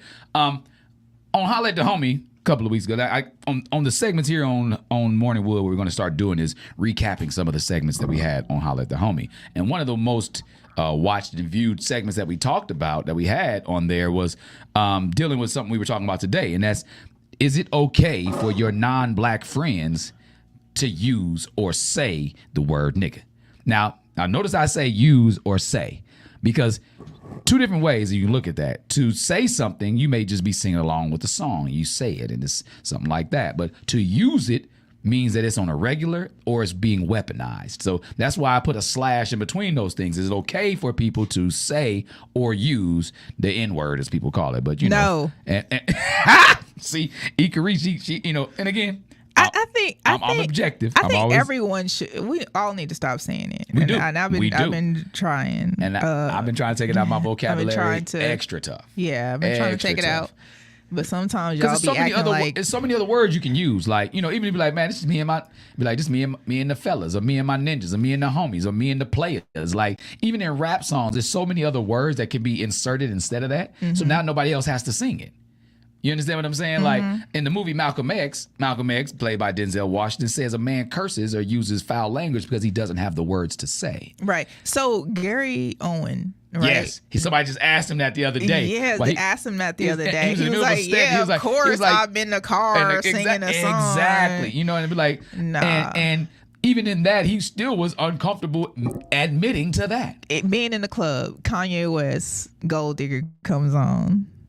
I ain't saying she a gold digger. But she ain't messing with no broke. You looking around to see if every white person to see if they're gonna say the word. We're looking around. Because he could have changed that. I ain't saying she no gold digger, but she ain't messing with no broke. No. They ain't saying the broke part is the club. All they can say she ain't messing with no low figures. But she ain't messing with no low figures. That's what he should have said. That sounds corny though. I ain't saying she a gold digger. But she ain't smashing it if you got low figures. You know what I mean? Anything. You can say something. You ain't got to say no. Not that. You know what I mean? But so, again, using the word is subjective because I put down a couple things. Like, it's like whether you grew up together versus you just started hanging together. So, like, one of my closest friends in the world, white dude, straight up, Wonder Bread white. Y'all be letting him say the word? He used to slide.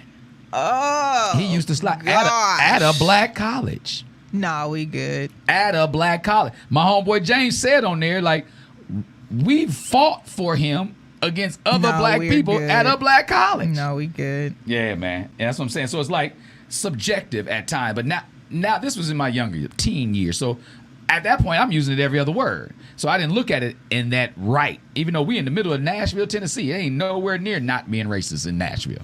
Still to this day. Still racist down that mud, right? So, it was just subjective at that time. So it's like whether you grew up together, where you started hanging together. Because like the scenario we talked about, I had a letter written in by somebody, and one of their partners came to their graduation, and they song dun dun dun dun dun dun dun dun. You know, F them other ninjas because I'm down for my ninjas came on, and all of them collectively started singing the song together. But another group of a family had an issue with that. No, we're good. You know, and they came to them aggressively, but they were able to handle it without any confrontations or physicalities. But you know, in hindsight, they weren't wrong. Neither side, they weren't wrong. No, one side was wrong. They weren't wrong, but one side was wrong. For back in their friend up, who they grew up with, who they've been in the same neighborhood with the whole time. Why are you letting your friends say the N-word? Because they all talking to each other. No, we good. It's like your white friends know. They know better. And you don't have to tell them not to say it. No, but that's another thing. Like Josh even mentioned on that episode, how it was something I said to him that made him stop using it. And in fact, I told him, I said, now, one day I sat him down, I was like, you know, you with us, you may be all right. No. But in the rest of the world, this may cause some trouble. You know what I mean? Like, just to be heads up, it may cause some trouble out in the world. Mm-hmm. You know what I mean? So, and he said, ever since then, he started using the word Bubba. What up, Bubba? Oh, no, Bubba and them over there, you know, he started using the word Bubba in replace. So, again, it's a conscious mentality. You know you about to use it. You know you about to say it. I don't care how many white friends I got. I ain't never heard none of my white friends say that. Not never. And he's the only one I've ever heard say it. He's the only one that I've ever heard say it and got away with it. Let's say that. We're good. Let's say that. But yeah, that's what we talked about then. So, but again, that's when I started talking about like Fat Joe and DJ Khaled nowadays. You know, because again, if it's in the music and you want people to jam to your music. I gotta go back and listen to this DJ Khaled intros. I'm gonna play it for you. I'm gonna send it to you. I'm gonna send it to you. He said before the song even come on. Y'all out here letting Khaled just.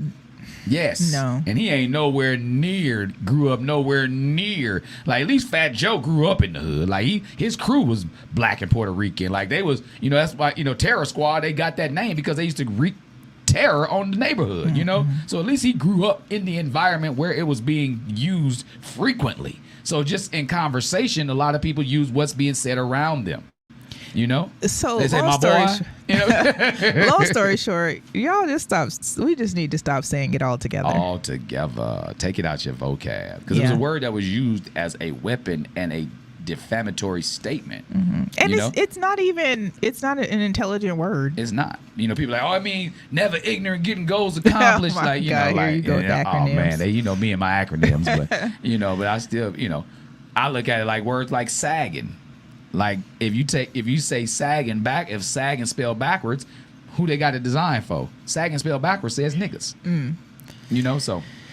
And y'all gotta stop sagging because it's not cute. It ain't like. It's not cute. And then y'all sagging in tight ass pants. And then you look like you're a mummy trapped from the waist down. And so I understand that there's like these designer draws, right? That, you know, have these designs on them. And why are y'all wanting to show your draws?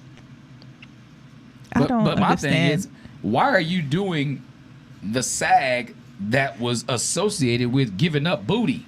Because they're giving up booty. There it is. Okay, then. Nail I said what I said. Okay. They giving up them good. Because that's they why. Out there Meek Million. Oh my gosh. No Diddy. Hold up, wait a minute. Y'all thought I was finished. Y'all heard the video with Diddy deep up in it. Oh my gosh. Wait, allegedly. Yeah, man. You won't catch me sagging nothing. Because then you got to see my pistol. Right. And that's another thing. How you hold it up? I don't even understand. Y'all gotta relax. And you know what? We might sound like we was born in the 70s. But the thing about it was, we were born in the 70s, but it's all good. No, I had a dude try to fight me. Sound like, and he was sagging. Oh, that was one of my favorite fights ever. Because you got to keep holding your pants up. I treated him like, you know, those punching clowns that bounce back up when you hit him. I stepped right on his belt and punched him. And he kept right back. Bam! I hit him 2 times before he hit the ground because I was low-key holding him up with his pants. Because it looked like I was trying to kick him. No, I wasn't trying to do that. I just want to hold that button. Pow! And I lit his ass up. Sure did. His answer. So come sag on me if you want to. That's gonna be the last fight you get into. It always be the little ones. It is because we gotta fight. Yeah. I had the Why Napoleon you gotta complex. fight? I had the Napoleon complex because my thing is I'm gonna hit first because I don't know if I can take your punch or not. You know what I mean? Like I'm taking some punches, but some people can't take mine. So if people can't take my little bitty ass punches, ain't no telling what your big 6'2", 6'3" ass gonna give me. So I'm gonna hit you first. So to see if you can take these 2 to 3. You jumping up? Nah, man, I know how to bring you down. I'll lean you like 6'15", dog. I'll lean you like 6'15". I tears all this up. Cause people don't never guard the body. They think this is okay. You can't fight if you can't breathe. You know what's crazy about my co-host? Like my morning show co-host is short, but everybody thinks you tall. Right. They do think I'm tall. And then my shady ass T co-host is tall. But everybody think he's short. Everybody think he's short. Shout out to Sir. What up, Sir? What up, Sir? What's buzzing, cousin? Man, it is what it is. Hey, listen, this is our first day back for the morning wood, and we trying to work out the kinks because, man, we rusty. Hey, I'm rusty. It's all right. I'm rusty. I'll tell you that. Little WD-40. That's when you're over 40, you need WD-40. That's all it is. For real, though. I wanted that cake for my 40th birthday. Like I'm WD-40 cake? Yeah, because my middle name is the D. It's Deshaun, so it's been the WD turns 40, you know? Oh, so like, you fancy. Yeah, because like that would have been fancy. For my 36th birthday, I had it looked like a kilo on a scale. Because 36 ounces is a kilo. Correct. You know, exactly. So at 36, that was back leg hook crack. That was 11 years ago. So so my next birthday, anybody out there that makes cakes, I want it to be like, because I'm turning 48, I want it to be like the first 48. You know what I mean? You know what I mean? Like the whole, you know how the thing is for the first 48? I want that to be my cake. So, you know, you got time. You got till January. Anybody that's a cake maker, you know, you can go ahead and sponsor that. We'll put you on the morning wood saying you sponsor that cake. But I want it to be, say, the first 48. Okay. Man, I'm gonna be 48. You about to be old. Old in the mud. Just you though. You stand right there at 29. Hey. Yeah, you 29. You'll be 30 soon. You know, listen. You know, I appreciate my age. You know, and shout out to black women and black men for just looking like we look. Looking good. Like it's people at my job. They be like, "Well, how old are you? Like, you like my age, right?" Yeah, they be thinking. But then I look at them and be like, "Yeah, we probably about that." I'm like, you be like, "Ooh." I be like, "Maybe." I be like, "Yeah, we probably around the same age." They be like, "Yeah, so you're like 34, 35." I be like, "Damn." Listen, it's the 20-year-olds for me that be like, "Oh yeah," like you're like, "Yeah, you know, you can't be that old. You didn't go." And I'm thinking to myself, I look younger than you. That part. That is tragic. That's not good for you. Look good for me. What y'all eating? What are y'all doing? What are y'all ingesting? Are y'all not? Y'all don't. I don't know what's happening. I don't know. Y'all better take care of yourself. Drink your water. Steam your face. All that good stuff. And wash it. Yeah, make sure y'all come back this afternoon because Holla at the Homie is going to be on this afternoon, 3 o'clock to 4 o'clock our time. So that's 6, 5, and 4 from everybody else's time coming east to west. Right. And he's going to be on right after the Shady Ass Tea. Yeah, right. Sir and I are going to be on at 2 p.m. right here on Hot 7025. Oh, we switched spilling all this. So just for the summer. We'll see what happens. Right, we'll see how everything goes. See everything goes, you know. So just be ready for us being in the studio all day on Wednesdays in the middle of the week. I need an extra nap. This is getting up early this morning was a woo. Thing about it was, I was like, what? My alarm went off. I was like, what day is it? What do I have to get up this early for on today? Like, I looked to see if I had a counseling appointment. I was like, no, ain't none of that. But then it said TMW. So I was like, oh, that's what it is. The morning wood again. All right, get your ass up. Hey, listen, thank y'all for tuning in. Click that share button. Tell your friends about us. And thank you on Facebook, YouTube, Twitch, Twitter, and Instagram. And we'll be back next Wednesday here on the Morning Wood, y'all. In a minute. Wake your